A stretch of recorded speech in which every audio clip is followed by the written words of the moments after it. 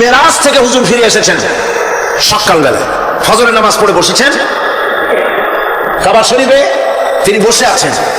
তো তখন আবু জাহেল আসছে, এসে বলছে মুহাম্মদ সাল্লাল্লাহু আলাইহি ওয়াসাল্লাম প্রত্যেক দিনই তো নতুন নতুন কথা কও, আজকে কোন নতুন কথা আছে? হুজুর বলেন হ্যাঁ নতুন কথা আছে। কি? বলে এই তো শেষ রাত্রে জিবরাইল আসছিল, আমারে নিয়ে গেল বাইতুল মুকাদ্দাসে, জেরুজালেমে গিয়ে নামাজ পড়লাম, ওইখান থেকে মহাকাশ পাড়ি দিলাম, 7 আকাশ পাড়ি দিলাম, সিদরাতুল মুনতাহা গেলাম, আরশে আজিম ভ্রমণ করলাম, আল্লাহর সাথে কথা কইলাম, জান্নাত জাহান্নাম দেখলাম, তারপরে আবার এই আয়েশা নামাজ পড়িয়া তোমাদের সাথে কথা বলতেছে। আবু জাহেল কয় যে খাইস যাও, মাথা টাথা একটু ভালো ছিল, এখন তাও সর্বনাশ হয়ে গেছে। কয় মুহাম্মদ সাল্লাল্লাহু আলাইহি ওয়াসাল্লাম তুমি যা বললা এই কথাটা আমি কি হুবহু মানুষের কাছে বলবো? হুজুর বলছেন অবশ্যই বলো গিয়ে। আবু জাহেল চিন্তা করলো দিস ইজ দ্য মোমেন্ট, এটাই হলো আসল সুযোগ পেয়ে গেছে মানুষকে বিভ্রান্ত করার জন্য। সবার আগে ছুটে চলল হযরত আবু বকর রাদিয়াল্লাহু তাআলা আনহুর বাড়িতে, যে বলছেন আবু বকর শুনেছো? বলে কি? মুহাম্মদ সাল্লাল্লাহু আলাইহি ওয়াসাল্লাম এই রকমের কথা বললো, বিছানার মাথাটা যাও ভালো ছিল শেষ। হুজুর বলছেন আবু জাহেল আমার রাসূল কি এরকম বলেছেন? আবু জাহেল বলছে আমার নিজ কানে শুনে আসলাম, এখনো তিনি সেখানে বসা। হযরত আবু বকর বলেন আবু জাহেল আমার আল্লাহর নবী তিনি যদি এরকম কথা বলে থাকেন তাহলে আমি কোনো সন্দেহ পোষণ করি না, অবশ্যই আল্লাহ রাব্বুল আলামিনের হাবিব যা বলেছেন তা সত্য। হযরত আবু বকর রাদিয়াল্লাহু তাআলা আনহু মসজিদে হারামে আসলেন, হুজুরকে জিজ্ঞেস করলেন হুজুর আবু জাহেল আমাকে এইসব কথা বললো, এগুলি কি ঠিক? হুজুর বলেন হ্যাঁ। তিনি ঘটনা বয়ান করলেন। হযরত আবু বকর বললেন হে রাসূল আপনি যা বলেছেন সত্য বলেছেন, আপনার মেরাজ ঠিক হয়েছে, সঠিক হয়েছে, সন্দেহ নাই। হুজুর বলেন আবু বকর তুমি তো শুধু আবু বকর না, তুমি সিদ্দিক। সত্যকে যারা অকুণ্ঠ চিত্তে অকুণ্ঠ চিত্তে দ্বিধাহীন ভাবে যারা সত্যের সামনে মাথা নত করেছে, গ্রহণ করে নিয়েছে, দ্বিমত পোষণ করে নাই, কোন রকমের দুষ্ট বুদ্ধির আশ্রয় গ্রহণ করেনি, উল্টাপাল্টা করেনি, এই সমস্ত মানুষেরই হলো সিদ্দিক। আর এদের দলকে সিদ্দিকিন বলা হয়। তাহলে নবীন সিদ্দিকিন এনারা হচ্ছেন নেয়ামত। 3 নম্বরে হচ্ছে শুহাদা, সত্যকে যারা যারা সত্যের সাক্ষী দিয়েছে, সত্যের সাক্ষ্যদাতা। সত্য হচ্ছে ইসলাম। সত্য কি? ইসলাম। সত্য হচ্ছে আল্লাহ, সত্য হচ্ছে নবী, সত্য হচ্ছে কোরআন, সত্য হচ্ছে হাদিস। এই মহাসত্যকে যারা স্বীকৃতি দিয়েছে, নিজেদের কথা দিয়ে, কাজ দিয়ে, ধন দিয়ে, সম্পদ দিয়ে, এমনকি নিজের জীবনটা এই রাস্তায় বিলিয়ে দিয়ে মহাসত্যের চিরস্থায়ী সাক্ষী দিয়ে দুনিয়া থেকে যারা বিদায় হলেন ওনারা হচ্ছেন শহীদ। আজ রাস্তাঘাটে শহীদ হয়, জাস্তার নামের আগে শহীদ বসায় দেয়। শহীদ এত সোজা জিনিস নয়। আল্লাহর রাস্তায় ধর্মের জন্য, ইসলামের জন্য, আল্লাহর জন্য, কোরআনের জন্য, রাসূলের জন্য যারা জীবন দেন তারাই হচ্ছে শহীদ। এই শহীদদের মর্যাদা আল্লাহ রাব্বুল আলামিন এত বেশি মর্যাদা দান করেছেন, শহীদদের মর্যাদা আল্লাহ পাক দিয়েছেন কিয়ামতের দিন শহীদদের কোনো বিচার করা হবে না, আল্লাহ রাব্বুল আলামিন শহীদদেরকে বিনা বিচারে জান্নাত দিয়ে দিবেন। শহীদের বিশাল মর্যাদা, বিরাট মর্যাদা। এই শহীদ শাহাদাতের তামান্না প্রত্যেক মুসলমানের ভিতরে থাকতে হবে। হুজুর বলেছেন শহীদি মওতের যন্ত্রণা পিঁপড়ায় কাটার যন্ত্রণার চাইতে বেশি কিছু নয়। শাহাদাত হচ্ছে এপারে মওত আর ওপারে আল্লাহর সঙ্গে দেখা হয়ে যাবে। শহীদি মওত হচ্ছে আল্লাহর সঙ্গে দেখা করার একটা সেতু বন্ধন, একটি সেতু, একটি ব্রিজ, একটা পুল, একটা সাঁকো। এপারে দুনিয়া, ওপারে আল্লাহ পাকের সঙ্গে দেখা হবে। সুবহানাল্লাহ। ভাইরা, ইসলামের জন্য যারা জীবন দিলেন, যারা শাহাদাত বরণ করলেন, তারা জাতির সম্মানের পাত্র। সেই সম্মান, সেই মর্যাদা আল্লাহ রাব্বুল আলামিন শহীদদের প্রদান করেছেন। হযরত আব্দুল্লাহ জুলবাজাদাইন, যার কথা বুখারীতে লেখা হয়েছে, সুবহানাল্লাহ। যুবক মানুষ ইসলাম কবুল করেছেন। ইসলাম কবুল করতে গিয়ে বাড়ি ঘর, জায়গা জমি কিছুই ছিল না। ছোট্ট অবস্থায় বাবা মারা গেছে, চাচার ঘরে লালিত পালিত হচ্ছিলেন। এরপরে রাসূলের প্রতি ঈমান আনলেন, চাচার ভয়তে পারেন না। হুজুর হিজরত করলেন। আব্দুল্লাহ তার নাম ছিল আব্দুল উজ্জা। তিনি চলে গেলেন চাচার কাছে। চাচা গো, মুহাম্মদ সাল্লাল্লাহু আলাইহি ওয়াসাল্লাম আল্লাহর নবী, ব্যাপারে তোমার মত কি? তিনি বলেন আমারও তো তাই মনে হয়। যদি তাই মনে হয় তার উপর ঈমান আনবেন কিনা? চাচা বলে না, কখনো ঈমান আনবো না। ভাতিজা বলতেছেন চাচাজি, বছরের পর বছর ধরে অপেক্ষা করতেছিলাম, আমি আপনার অধীনে আছি বলে ইসলাম কবুল করতে পারি নাই। আমার ইচ্ছা ছিল আপনি আগে করবেন, তারপরে আপনাকে দেখা দেখি আমি করব। কিন্তু আপনি যখন ইসলাম কবুল করলেন না আর করবেন না বলে যখন ঘোষণা দিলেন, আপনাকে উপস্থিত রেখে আমি ঘোষণা দিলাম লা ইলাহা ইল্লাল্লাহু মুহাম্মাদুর রাসূলুল্লাহ। চাচা বলছে, ভাতিজা এর পরিণাম জানো? কয় না, জানি না। এর পরিণাম হচ্ছে তুমি আমার বাড়িতে থাকো, আমার বাড়ি ছাড়তে হবে। বললেন রাজি আছে। উট ছাগল ভেড়া ঘোড়া যা দিছি ছাড়তে হবে, বলছে রাজি আছে। চাচা বলছে শুধু তাই নয়, পরনে যে লুঙ্গি আছে, গায়ে যে জামা আছে, আমার পয়সা লুঙ্গি জামা ছাড়তে হবে। ভাতিজা বলছে ইমানের জন্য যা চাও সব ছেড়ে দেবো। জামা লুঙ্গি খুলে ফেলে দিয়ে দিলেন। হাদিস। তিনি চলে গেলেন মায়ের কাছে ওই অবস্থায়। মা এই যুবক ছেলেকে উলঙ্গ অবস্থায় দেখে 2 হাত দিয়ে নিজের চোখ চেপে ধরেছেন। বাবা, তোমার এই অবস্থা কেন? ছেলে বলছেন, মা, ঈমান আনার কারণে আমার এই অবস্থা হয়েছে। মা বলে, বাবারে কি চাও আমার কাছে? আব্দুল উজ্জা বলছে, মা কিচ্ছু চাই না, একটুখানি কাপড় আমারে দাও, আমি বিশ্ব নবী মুহাম্মদ সাল্লাল্লাহু আলাইহি ওয়াসাল্লামের খেদমতে যেতে চাই। মায়ের কাছে পুরোনো কম্বল ছিল, কম্বলটা তিনি দিয়ে দিলেন। হযরতে এখনো তো সে মুসলমান হয়নি, ওই কম্বলটা ছিঁড়ে নিয়ে 2 টুকরা করে কম্বলটা পরলেন, আদাটা তাতে করে হাঁটু ঢাকে না, আর একটা কোন রকম গায়ে দিলেন। এরপরে হেঁটে হেঁটে কষ্ট করে মদিনায় চলে গেলেন। মসজিদে নববীর ভিতরে ঢুকে দরজার কাছে বসা বিশ্বনবী জনাবে মুহাম্মদুর রাসূলুল্লাহ সাল্লাল্লাহু আলাইহি ওয়াসাল্লাম মসজিদে নববীতে যুবক, হাঁটুর উপরে কাপড়, মাথার চুল উস্কো খুস্কো চেহারা, ক্ষুধার্ত চেহারা। হুজুর জিজ্ঞেস করছেন তুমি কে? তিনি বললেন আমার নাম আব্দুল উজ্জা। তোমার এই অবস্থা কেন? তিনি বললেন হুজুর ঈমান আনার জন্য বাড়ি ঘর জায়গা জমি উট বাছুর সব হারাইছি, এমনকি পরনের লুঙ্গিও আমারে দেয় নাই, মার কম্বলটা ছিঁড়িয়ে এনেছি। নবীজি আসহাবে সুফফার ভিতরেই তাকে বসতে দিলেন, তাকে থাকতে দিলেন, আর বললেন তারে কোরআন শরীফ শিখাবা। আব্দুল উজ্জাকে হুজুর বললেন তোমার নাম উজ্জা নয়, তোমার নাম আব্দুল্লাহ। হাদিস শরীফে এসেছে আল্লাহর কাছে 2টা নাম বেশি প্রিয়, একটা হচ্ছে আব্দুল্লাহ আর একটা হচ্ছে আব্দুর রহমান। মুসলমান হলেন। এরপরে আসহাবে সুফফার মধ্যে বসে আছেন, কোরআন শরীফ জোরে জোরে তেলাওয়াত করেন। আসহাবে সুফফা রাসূলের কাছে নালিশ করলেন, অভিযোগ করলেন, হুজুর এই আব্দুল্লাহ কোরআন শরীফ এত জোরে পড়ে, তারা চিল্লানির জ্বালায় আমরা বিশ্রাম করতে পারি না। নবীজি বললেন সাহাবীরা আব্দুল্লাহকে বেশি করে চিল্লাইতে দাও, বাধা দিও না, কারণ তার ঈমান বড় দামের ঈমান হয়েছে, ঈমান আনতে গিয়ে কিছু আনতে পারে নাই, তাকে বাধা দিও না, প্রাণ ভরে চিল্লাইতে দাও, জোরে জোরে পড়তে দাও। ইতিমধ্যে তাবুকের যুদ্ধে জনদামামা বেজে উঠেছে। রোমান সৈন্যরা হুজুরের সঙ্গে যুদ্ধ করবে, জিহাদ করবে, ইসলামকে পরাজিত করার জন্য তারা আক্রমণের প্রস্তুতি নিল। নবীজি রোমানদের সঙ্গে লড়াই হবে বলে সাহাবায়ে কেরামদের কাছে সাহায্য চাইলেন, যার কাছে যা আছে অস্ত্রপাতি জমা করো, টাকা দাও, পয়সা দাও। সবাই মিলে দিতে লাগলেন। দিতে দিতে মহিলারা গলার হাত, নাকের ফুল, কানের দুল হুজুরের সামনে স্তূপ হয়ে গেছে, টাকা করি সোনা দানা সব শুদ্ধ। হুজুর বলছেন সাহাবীরা সবাই তো সব জিনিস দিলে, আমার আবু বকররে দেখি না কেন? হযরত আবু বকর রাদিয়াল্লাহু তাআলা আনহু একটা পিলারের আড়ালে দাঁড়ানো ছিলেন।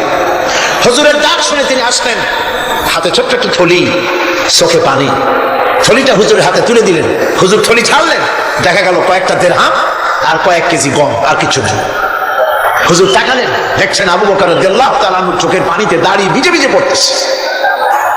হুজুর বললেন আমার সাহাবীরা আজ তোমরা সকলে মিলে যে দান করেছো, সেই দানের তুলনায় আবু বকর যে দান করেছে আল্লাহ রাব্বুল আলামিনের কাছে তা বেশি মূল্য হয়েছে। মনের মধ্যে অনেকের প্রশ্ন জাগলো, কেমন করে তা হলো? আমরা এত এত দিলাম। হুজুর জিজ্ঞেস করলেন, ও সাহাবী, তুমি কত দিয়েছো, বাড়ি কত আছে? তিনি বললেন, এত দিছি, এত আছে। তুমি কত দিয়েছো, কত রেখে এসেছো? প্রত্যেকে এরকম বলল। হযরত ওসমান, হযরত ওমর, হযরত আলী রিদওয়ানুল্লাহ তাআলা আলাইহিম আজমাইন, তারাও বললেন, অর্ধেক এনেছি, অর্ধেক থুয়ে আসছি, 2 ভাগ এনেছি, 1 ভাগ রেখে আসছি। সব শেষে নবীজি হযরত আবু বকর রাদিয়াল্লাহু তাআলা আনহুকে প্রশ্ন করলেন, আবু বকর, তুমি কি এনেছো আর বাড়ি কি রেখে এসেছো? হযরত আবু বকর বলেন, ইয়া রাসূলুল্লাহ, ইয়া হাবিবাল্লাহ, আমার বাড়িতে জাগতিক সম্পদ বলতে যা বুঝায় সবটুকু এনে নবীজির কদম মোবারকে দান করে দিয়েছি। আবু বকরের ঘরে এখন আল্লাহ আর তার রাসূল ছাড়া কোনো জিনিস বাকি নাই, যা ছিল সব এনেছি। হুজুর জিহাদে রওনা হলেন 30,000 সৈন্য সাথে, 30 সহস্র সৈন্য নিয়ে নবীজি তাবুকের দিকে চললেন। পথের মধ্যে হযরত আব্দুল্লাহ এসে হুজুরের সামনে দাঁড়ায় গেছেন। আব্দুল্লাহ এসে বলেন, ইয়া রাসূলুল্লাহ, একটু দাঁড়ান। এই জিহাদে মেয়ে লোক পুরুষেরা সাহাবীরা সবাই প্রাণ ভরে দান করলো, কিন্তু আমি এমন এক বান্দা, আল্লাহর কিছুই দিতে পারলাম না। আমার তো দেওয়ার মতো কিছুই নাই হুজুর, আমার দেওয়ার মতো কিছুই নাই। তবে আমি আপনার কাছে দোয়া চাই, আপনি দোয়া করুন, আমি যেন এই যুদ্ধে, এই জিহাদের ময়দানে আমি যেন শহীদ হতে পারি। নবীজি বললেন, একটু বাকল নিয়ে আসো গাছের। একটা গাছের বাকল আনা হলো।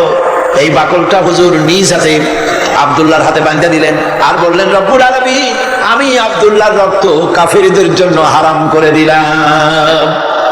হযরত আব্দুল্লাহ কেঁদে হয়ে যাচ্ছেন, বলছেন, ইয়া রাসূলুল্লাহ, আমি চাইলাম শহীদ হব, আর আপনি আমার রক্তকে কাফেরদের জন্য হারাম করে দিলেন।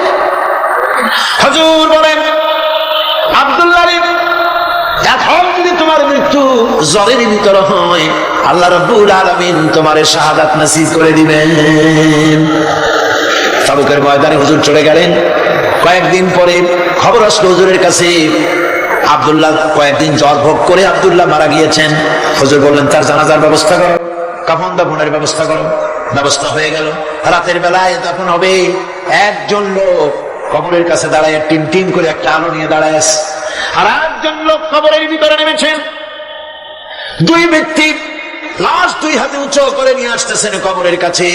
যিনি কবরের ভিতরে দাঁড়ানো, তিনি বলতেছেন, লাশ বহন করে তোমরা যে 2 জন আনতেছো, লাশের সাথে খবরদার বেয়াদবি করো না, তোমাদের ভাইয়ের সঙ্গে আদব করো। এই বলে কবরের ভিতরে তিনি দাঁড়িয়েছিলেন, তিনি লাশটাকে ধরলেন। কবরের ভিতরে দাঁড়িয়ে যিনি লাশ ধরেছেন, লাশকে কবরে শোয়াই দিয়েছেন, তিনি আর কেউ নন, তিনি বিশ্বনবী মুহাম্মদুর রাসূলুল্লাহ। নিজের হাতে হযরত আব্দুল্লাহকে শোয়াই দিলেন। লাশ বহন করে যে 2 জন আনলেন, তার একজন হলেন হযরত আবু বকর, আর একজন হযরত ওমর রাদিয়াল্লাহু তাআলা আনহুমা। আর আলো নিয়ে তিনি দাঁড়িয়েছেন, টিম টিম করে জ্বলতেছেন, তিনি হযরত বেলাল। কবরের ভিতরে হযরত আব্দুল্লাহকে শুইয়ে দিয়ে উপরে মাটি দিয়ে নবীজি কবরের 2 দিকে হাত দিয়া আল্লাহ রাব্বুল আলামিনের দরবারে ফরিয়াদ তুললেন, রব্বুল আলামিন, আমি আজকে সন্ধ্যা পর্যন্ত এই আব্দুল্লাহর প্রতি রাজি ছিলাম, খুশি ছিলাম। আল্লাহ গো, তুমি আব্দুল্লাহর প্রতি রাজি হয়ে যাও। হযরত ইবনে মাসউদ রাদিয়াল্লাহু তাআলা আনহু পাশে দাঁড়ানো ছিলেন, চিৎকার দিয়ে কেঁদে কেঁদে বললেন, আয় আল্লাহ তাআলা, এই কবরের ভিতরে আজকে আব্দুল্লাহর লাশটা না হইয়া যদি আমার লাশ হতো, আমার ভাগ্যটা খুলে যেত। শহীদে মর্যাদা আল্লাহ পাকের কাছে সব থেকে বেশি। এই শহীদের পর, নিয়ামত প্রাপ্তদের পর, যারা নিয়ামত পেয়েছে পৃথিবীতে, নবীজিন, সিদ্দিকিন, শুহাদা, এরাই হচ্ছেন নিয়ামত প্রাপ্ত। আল্লাহর রাস্তায় জীবন দেওয়ায় যে মজা, পৃথিবীতে আর কোনো কিছুতে সেই মজা নাই। হযরত ওমর রাদিয়াল্লাহু তাআলা আনহু দোয়া করতেন, আল্লাহুম্মা রযুকনি শাহাদাতান ফি সাবিলিক ওয়াজআল মাউতি ফি বালাদি রাসূলিক। আয় আল্লাহ, তুমি আমাকে শাহাদাতের মওত আমাকে দান করো। শাহাদাতের তামান্না প্রত্যেকটি মুসলমানের ভেতরে থাকতে হবে। শহীদ হওয়া যাবে ইসলামের জন্য। সবাই হয়তো আসতে পারে, হয়তো এমন সময় আসতে পারে যখন কোরআনের মর্যাদাকে টিকে রাখার জন্য, সুন্নতে নববীকে টিকে রাখার জন্য জান দেওয়া লাগতে পারে। তখন কি আপনারা জীবন দিতে পারবেন?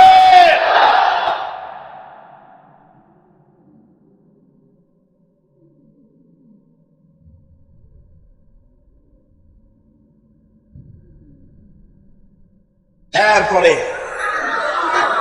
চতুর্থ নম্বরে হচ্ছে সালিহীন। চতুর্থ নম্বরে কি? সালিহীন। সালিহীন হচ্ছে জীবনের প্রত্যেকটি ক্ষেত্রে যারা একনিষ্ঠ ভাবে আল্লাহর বিধান পালন করেছেন, যারা পুণ্যের সাথে সুদৃঢ় থেকেছেন, যারা অটল থেকে পুণ্যের সাথে হকের সাথে অটল থেকেছেন, কোন অবস্থাতেই ইসলামী আদর্শের বিরুদ্ধাচরণ করেনি, তারাই হচ্ছেন সালিহীন। ইসলামের আদর্শ ছাড়ে নাই, পরিত্যাগ করে নাই, জীবনের সবকিছুর বিনিময় এটাকে আঁকড়ে ধরে থেকেছেন, ইসলামী আদর্শের পরিপন্থী কিচ্ছু করেন নাই। এরা হচ্ছেন সালিহীন। কোন আলহামদুলিল্লাহ। আল্লাহর অনুগ্রহ প্রাপ্ত কয় শ্রেণী? 4 শ্রেণী। নবীজির, সিদ্দিকীন, শুহাদা, সালিহীন, এই 4 শ্রেণীর লোকেরাই হচ্ছে জামাত। আমরা বলেছি সিরাতাল্লাযীনা আন'আমতা আলাইহিম গায়রিল মাগদুবি আলাইহিম ওয়ালাদ-দাল্লিন। নিয়ামত প্রাপ্তদের পথ চাই, অনুগ্রহ প্রাপ্তদের পথ, আর অভিশপ্ত পথভ্রষ্টদের পথ আমরা চাই না, আমরা পরিহার করে চলবো। এটা একটু আদা হবে। যারা অভিশপ্ত, যারা পথভ্রষ্ট, ওরা কারা? মাগদুব এবং দল্লিন। মাগদুব হচ্ছে অভিশপ্ত, দল্লিন হচ্ছে পথভ্রষ্ট। দুনিয়ার সমস্ত মুফাসসিরিন, মুহাদ্দিসিন সব একমত, মাগদুব হচ্ছে ইহুদিরা। মাগদুব কারা? বলেন না কারা? আর দল্লিন, অভিশপ্ত কারা? খ্রিস্টানেরা। বলেন কারা? একটুখানি জোরে সোরে দরুদ শরীফ পড়েন। সালাতুন ইয়া রাসূলুল্লাহ আলাইকুম, সালামুন ইয়া হাবিবাল্লাহ আলাইকুম। জোরে পড়েন।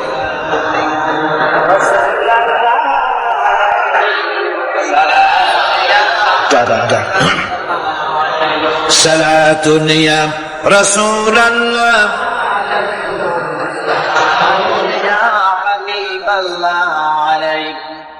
ভাইরা, ইহুদিদের অভিশপ্ত হওয়ার কারণটা কি? আল্লাহ রাব্বুল আলামিন বলেন, শোনো কারণ কি?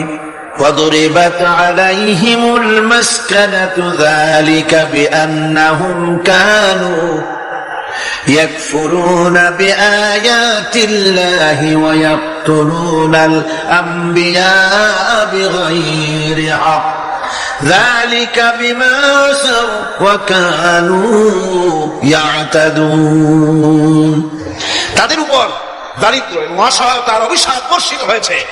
এর কারণ হলো তারা আল্লাহ পাকের আয়াত অস্বীকার করেছে, তারা অকারণে আল্লাহর নবীদেরকে হত্যা করেছে এবং প্রত্যেকটি ব্যাপারে আল্লাহর শরীয়তের সীমা লঙ্ঘন করেছে। যুরিবাত আলাইহিম যিল্লাতু ওয়াল মাসকানা ওয়া বাউ বিগাদাবিন মিনাল্লাহ।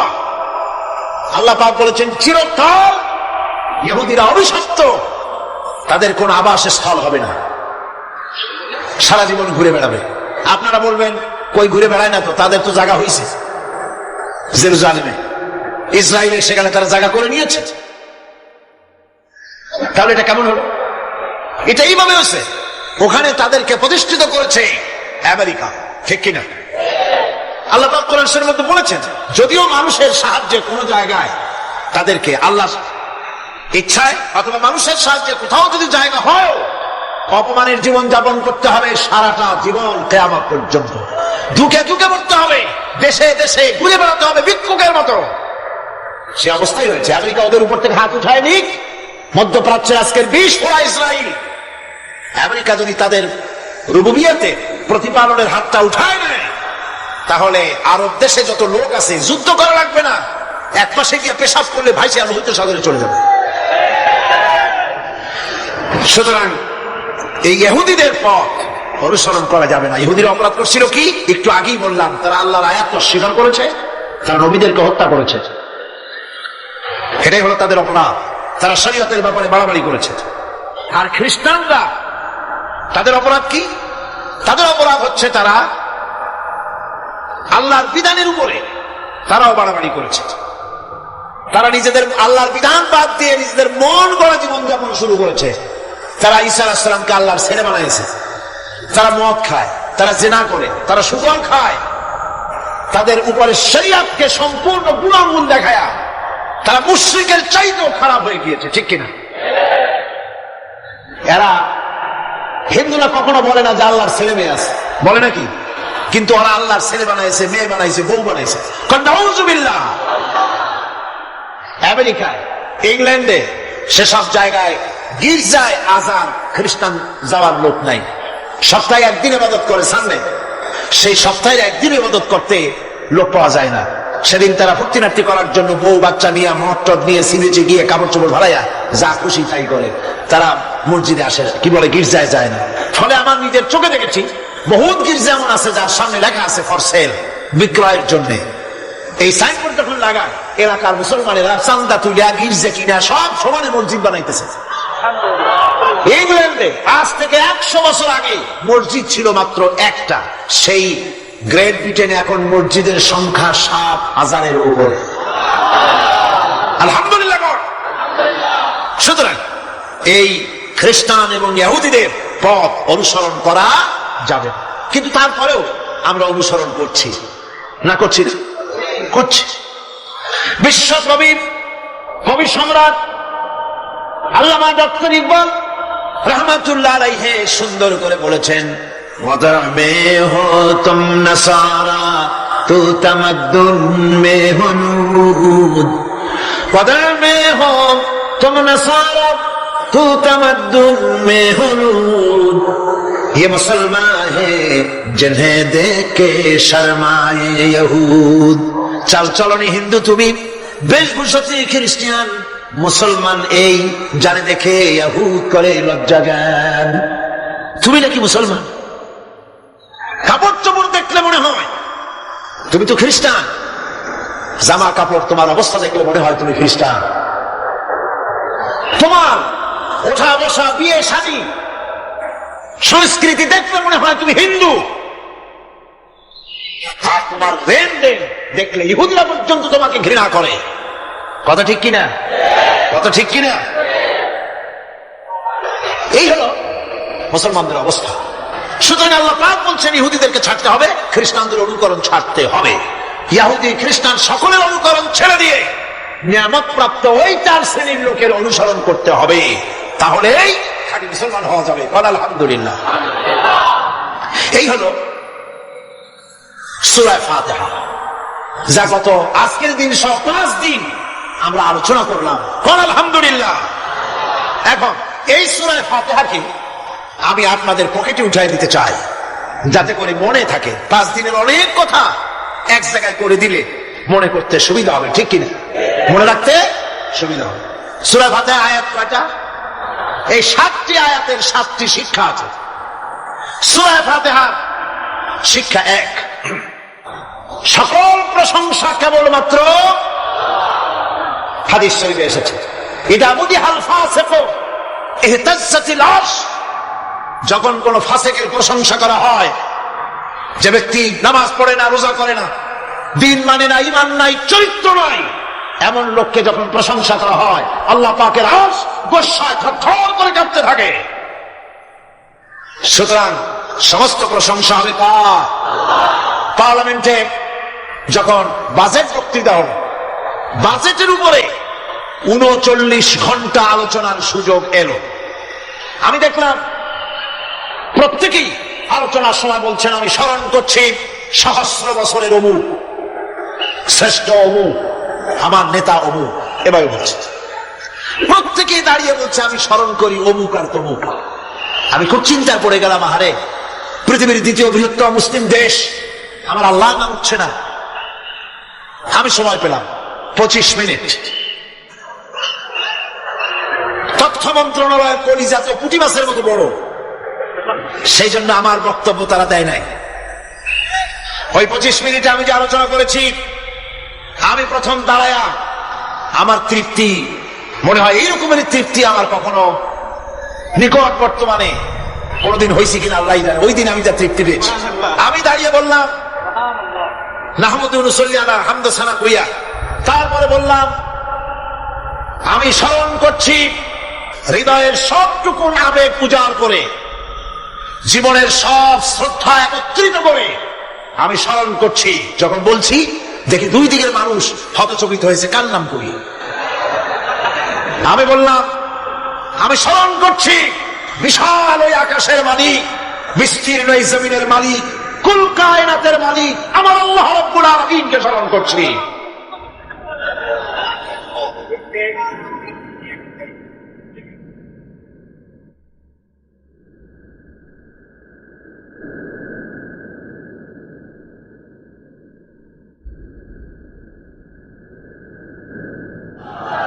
সুতরাং আমি দারুণ তৃপ্তি পেয়েছি। আপনাদেরকেও বলি, প্রশংসা হবে কেবলমাত্র আল্লাহ পাকের। প্রশংসা কার? আর প্রশংসা হবে বিশ্ব নবী জনাবে মুহাম্মদ রাসূলুল্লাহ সাল্লাল্লাহু আলাইহি ওয়াসাল্লাম। চিৎকার মেরে সারা জীবন আল্লাহ এবং রাসূলের প্রশংসা করতেই ইনশাআল্লাহ আমাদের করতে হবে মুসলমানদের। তাই আর প্রশংসা করব যারা আমার রাসূলের আল্লাহর হুকুম মানে আর আমার রাসূলের অনুসরণ অনুকরণ যারা করে, তারা আমাদের সম্মানের পাত্র। আলহামদুলিল্লাহ। দুই, শেষ বিচারে একমাত্র মালিক হচ্ছেন আল্লাহ পাক। সূরা ফাতিহার দ্বিতীয় শিক্ষা। শেষ বিচারের দিন, ডে অফ জাজমেন্ট, শেষ বিচারের দিনের মালিককে একচ্ছত্র অধিপতি আল্লাহ রাব্বুল আলামিন। যেদিন কেউ কথা বলতে পারবে না আল্লাহ পাকের নির্দেশ ছাড়া, সেই হাসরের মাঠের একচ্ছত্র মালিক আল্লাহ পাক। সুপ্রিম কোর্টের সুপ্রিম কোর্ট, সমস্ত জাস্টিসদের জাস্টিস হবেন আল্লাহ সুবহানাহু ওয়া তাআলা। এটা হলো দ্বিতীয় শিক্ষা, মনে রাখতে হবে। সেদিন আল্লাহ পাক তিনি বিচার করবেন, কঠিন বিচার হবে সেদিন, এটা মনে রাখতে হবে। 3 নম্বরের শিক্ষা হচ্ছে সূরা ফাতিহা শিক্ষা নাম্বার 3, জীবনের সকল ক্ষেত্রে গোলামি, আনুগত্য, দাসত্ব একমাত্র কেবলমাত্র শুধুমাত্র আল্লাহ রাব্বুল আলামিনের। গোলামি কার হবে? চিল্লায় বলেন, কার হবে? 3। 4 নম্বরে সাহায্য চাইতে হবে কেবলমাত্র কার কাছে? আল্লাহ পাকের কাছে। 5, হেদায়েতের গ্রন্থ হিসাবে গ্রহণ করতে হবে আল্লাহ পাকের কোরআনে কারীমকে। 6, অনুসরণ করতে হবে কেবলমাত্র নবীয়িন, সিদ্দিকিন, শুহাদা, সালেহিনদেরকে। 7, জীবনের সকল স্তর থেকে ইহুদি এবং নাসারাদের প্রভাব মুক্ত করতে হবে নিজের জীবনকে। ইহুদি, নাসারা, আল্লাহ বিরোধী যারা মুশরিক, নাস্তিক, মুরতাদ, এই সবগুলি থেকে নিজেকে মুক্ত করতে হবে। গোলামি হবে কেবলমাত্র আল্লাহ পাকের। আর এইভাবে 7টি আয়াতের 7টি শিক্ষা আপনাদের সামনে পেশ করলাম। আল্লাহ রাব্বুল আলামিন এগুলি যেন মানার তৌফিক আমাদের দেন, আমরা বলি আমিন। আর জোরে বলেন আমিন। বন্ধুগণ, গায়রিল মাগদুবি আলাইহিম ওয়ালাদ-দাল্লিন আমরা পড়ি, ইহুদি এবং খ্রিস্টানের পথ অনুসরণ করবো না বলি, কিন্তু এই তো 1 জানুয়ারি আসতেছে। 1 জানুয়ারি 1997 সন 31 ডিসেম্বর রাত 12টা 1 মিনিটের সময় বাংলাদেশের শহর সমূহে বাজি পোড়ানো শুরু হয়। কথা ঠিক কিনা? আমি জিজ্ঞেস করতে চাই, এটা কি খ্রিস্টানের দেশ? জোরে বলেন, এটা কি খ্রিস্টানের দেশ? অবশ্য আমাদের দেশে খ্রিস্টান, হিন্দু, বৌদ্ধ যারা আছে তারাও আমাদের নাগরিক, সন্দেহ নাই। কিন্তু এই দেশ হচ্ছে পৃথিবীর 2য় বৃহত্তম মুসলিম দেশ। খ্রিস্টানেরা নববর্ষ উদযাপনের জন্য বাজি পোড়া, ফুর্তি করুন, যা বললায় তাই করুক, কিন্তু একজন মুসলমান এই নববর্ষ উদযাপনের জন্য বাজি পোড়াতে পারে না, বোমা ফুটাতে পারে না, ফুর্তি করতে পারে না। মানে নাই, জাস্টিফিকেশন নাই। এটা যদি করা হয় আপনি খ্রিস্টানদের গোলামি করছেন, এটাই প্রমাণিত হবে। 1 বৈশাখ নববর্ষ উদযাপন করা হয় আমাদের দেশে। আজ 2-4 বছর ধরে শুরু হয়েছে 1 বৈশাখ উদযাপন করা। 1 বৈশাখে সকালবেলায় বাসন্তী রঙের শাড়ি পরে সারা রাত রাস্তায় আলপনা এঁকে রমনা লেকের পাশে গিয়ে যুবতী আর যুবকরা বাসন্তী রঙের শাড়ি পরে সূর্য উদয়ের পানে করজোড়ে সেদিকে তাকিয়ে বলে, এসো হে নববৈশাখ, স্বাগতম হে। বৈশাখ বলে, বাবাজিরা আমারে ডাকতেছো? ওয়েট এন্ড সি, অপেক্ষা করো, আসতেছি।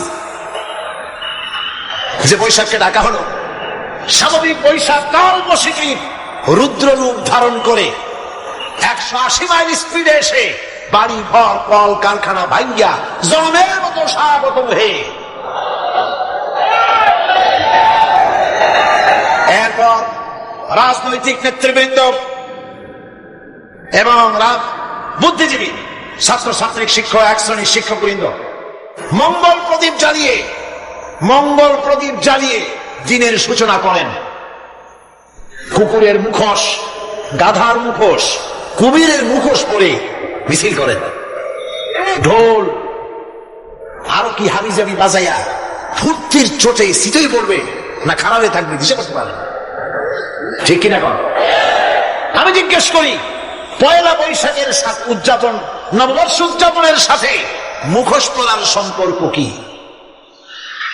গরু আর গাধার শুকরের মুখোশ পরে আপনি কি বুঝাতে চান যে নতুন বছরটা জাতির সাথে গাধার মতো ব্যবহার করবেন অথবা কুকুরের মতো?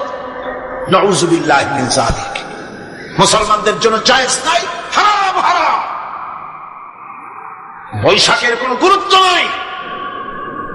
পয়লা বৈশাখ যদি কিছু করতেই হয়, ফজরের নামাজ পড়ে, দরুদ পড়ে, তেলাওয়াত করে আল্লাহর কাছে মুসলমানের দোয়া করা দরকার। আল্লাহ, বিগত বছরটা পার করেছি গুনাহ করে, নাফরমানি করে, আগামী বছর আমাদেরকে নেককার বানাও, নামাজি বানাও, চরিত্রবান বানাও, দিনদার বানাও। বছরটা দেশের জন্য, জাতির জন্য কল্যাণকর করে দাও। ভালো হইতো না? ভালো হইতো না? ভালো হতো। কিন্তু কপাল খারাপ, সংস্কৃতির নামে আসছে বেহায়াপনা। ভারতীয় উৎসব হয় বাংলাদেশে, ইন্ডিয়ান ফেস্টিভ্যাল। আমি প্রশ্ন করতে চাই সরকারের কাছে, বাংলাদেশের উৎসব ভারতে হয় কিনা? যদি বাংলাদেশের উৎসব ভারতে না হয়, বাংলার মাটিতে ভারতের উৎসব কেন?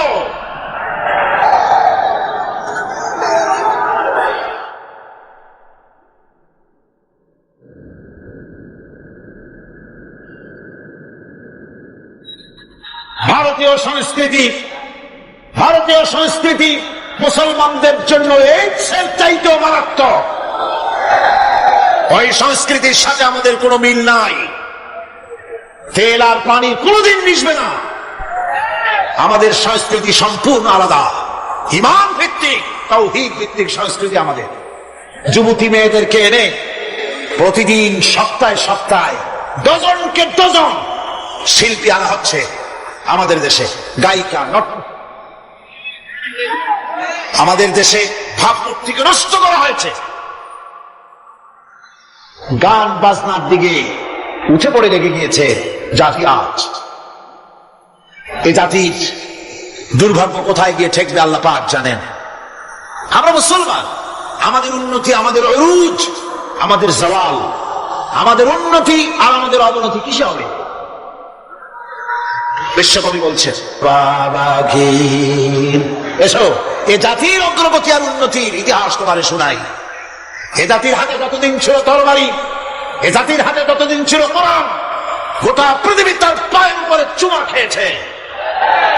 আর যেদিন কোরআনের পরিবর্তে জাতির হাতে এসেছে তানপুরা, বেহালা, ঢোল, সারিন্দা, নারিন্দা, সারেগামা, বাদানিশা, তখনই কপাল পড়েছে জাতি।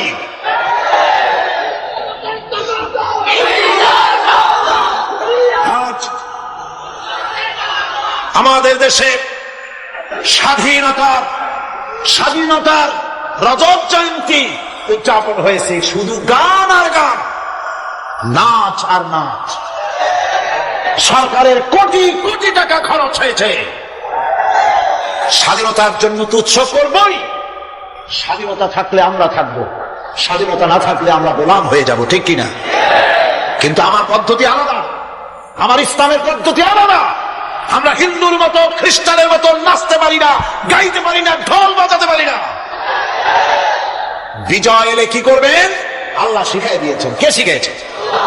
আল্লাহ রাব্বুল আলামিন বলেন, ইযা জাআ নাসরুল্লাহি ওয়াল ফাতহ ورأيت الناس يدخلون في دين الله أفواجا فسبح بحمد ربك واستغفر إنه كان توابا।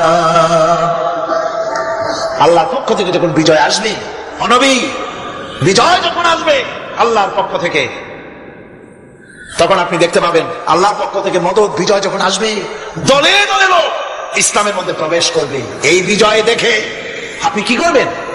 আপনার জন্য দায়িত্ব তখন ফাসাব্বিহ বিহামদি রাব্বিকা ওয়াস্তাগফির ইন্নাহু কানা তাওয়াবা।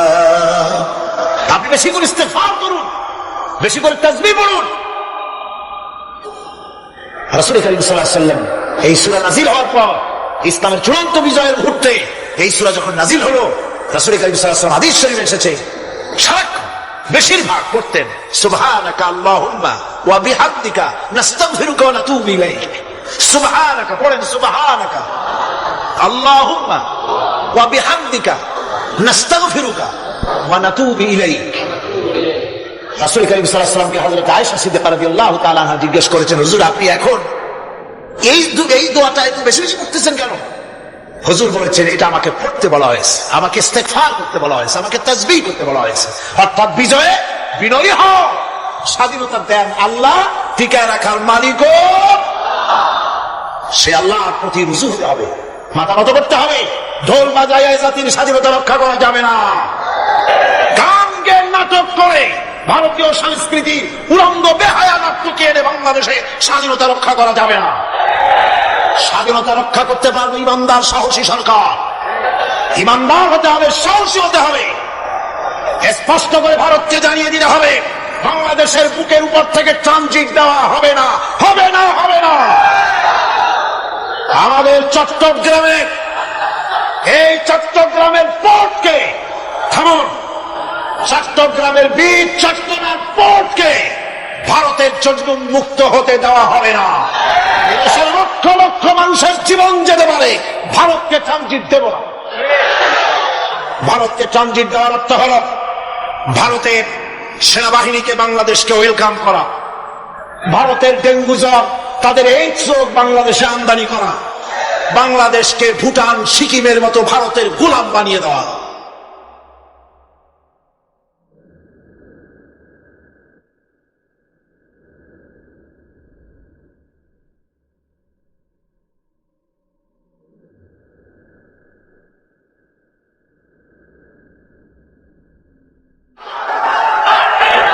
বন্ধুগণ, বন্ধুগণ, আমি বলতেছিলাম থামুন, গায়রিল মাগদুবি আলাইহিম ওয়ালাদ দাল্লিন, খ্রিস্টান, ইহুদি, হিন্দু, মুশরিক কারো অনুসরণ করব না। অনুসরণ করব কয় শ্রেণীর? 4 শ্রেণীর। নবীয়িন, সিদ্দিকিন, শুহাদা, সালিহিন। কোন আলহামদুলিল্লাহ। এরপর আমরা মুসলমান, কিন্তু আমাদের বিবাহ অনুষ্ঠান যখন হয়, এই বিবাহ অনুষ্ঠানগুলি আমরা কি মুসলমানদের মতো করি? জবাব চাই, করি? আপনারা যে হলুদ অনুষ্ঠান করেন, শরীয়তের কোন জায়গায় আছে? এই হলুদ অনুষ্ঠান হিন্দুদের কাছ থেকে আমদানি হয়েছে। একটা হলুদ অনুষ্ঠান যা খরচ হয় তা দিয়ে 6টা বিয়ে করানো যায়। সুতরাং আজ থেকে তওবা করুন, আমরা আর হলুদ অনুষ্ঠান করব না। রাজি আছেন? রাজি আছেন? বিবাহের নামে অপসংস্কৃতির জায়গা আমরা করে দিতে পারি না। যৌতুক যেমন হারাম, গত মাহফিলে বলেছি, মনে আছে না? মনে আছে কিনা? যৌতুক যেমন হারাম, যৌতুক কি আপনারা নেবেন নাকি? মেয়েওয়ালাদের উপরে চাপ সৃষ্টি করবেন না, জায়েজ নাই। মেয়েওয়ালারা যদি ইচ্ছে করে কিছু দেয়, নিবেন।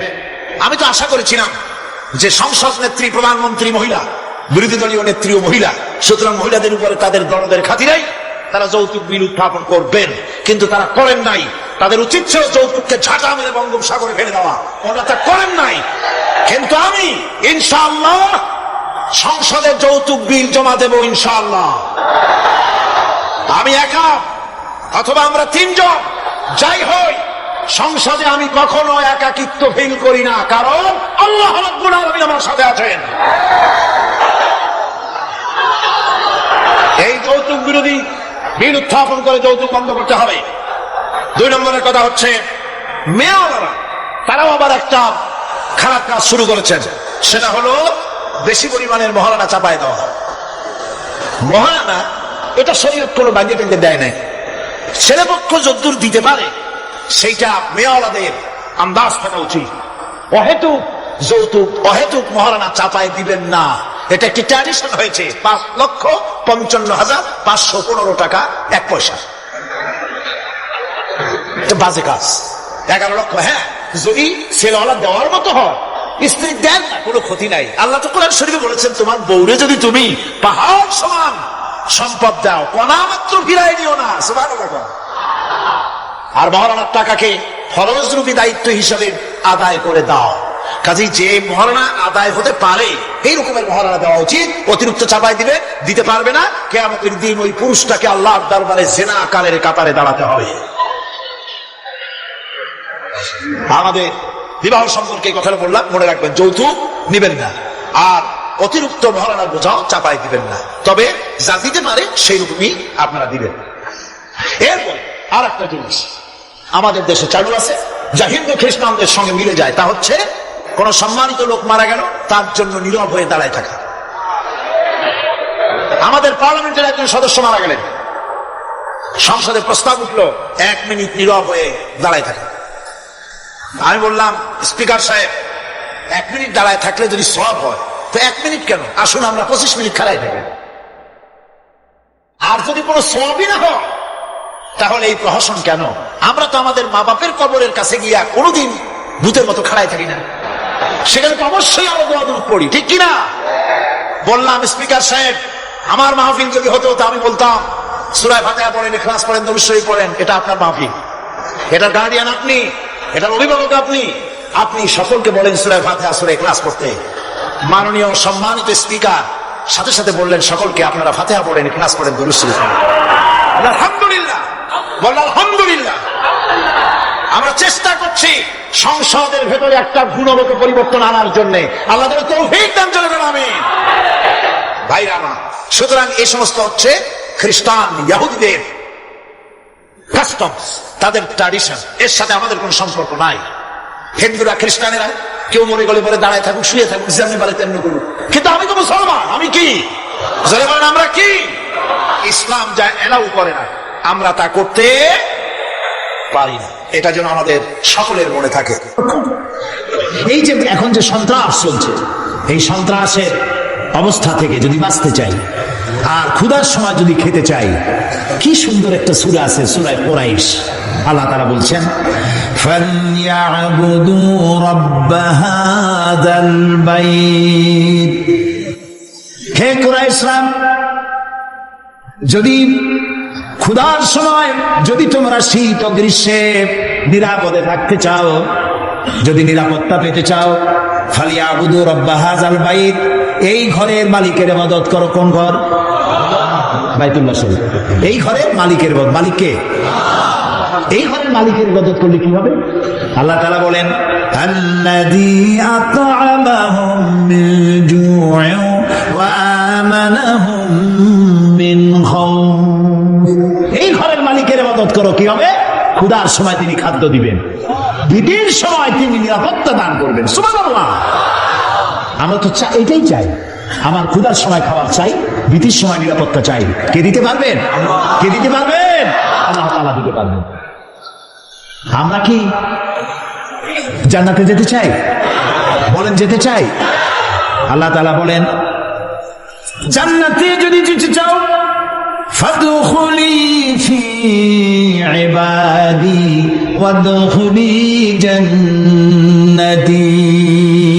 আমার গোলামীর মধ্যে শামিল হও। ফাদখুলি ফি ইবাদি, আমার বান্দাদের মধ্যে শামিল হয়ে যাও। ওয়াদখুলি জান্নাতি, এরপর আমার জান্নাতে চলে যাও। গোলামরা ইউশরিক বিইবাদাতি রাব্বিহি আহাদা, এবং আল্লাহর ইবাদতের মধ্যে কাউকে শরীক স্থাপন করো না। শিরক কোন অবস্থাতে করা যাবে না। শিরক সম্পর্কে নবী করিম সাল্লাল্লাহু আলাইহি ওয়াসাল্লাম একটা দৃষ্টান্ত দিয়েছেন, দারুণ দৃষ্টান্ত। শিরক কি ভয়াবহ জিনিস! শিরক সহজে বোঝা যায় না, সওয়াবের নিয়তেও মানুষ শিরক করে। এই শিরক বোঝা কঠিন, সেই জন্য রাসূলুল্লাহ একটা দৃষ্টান্ত দিয়েছেন।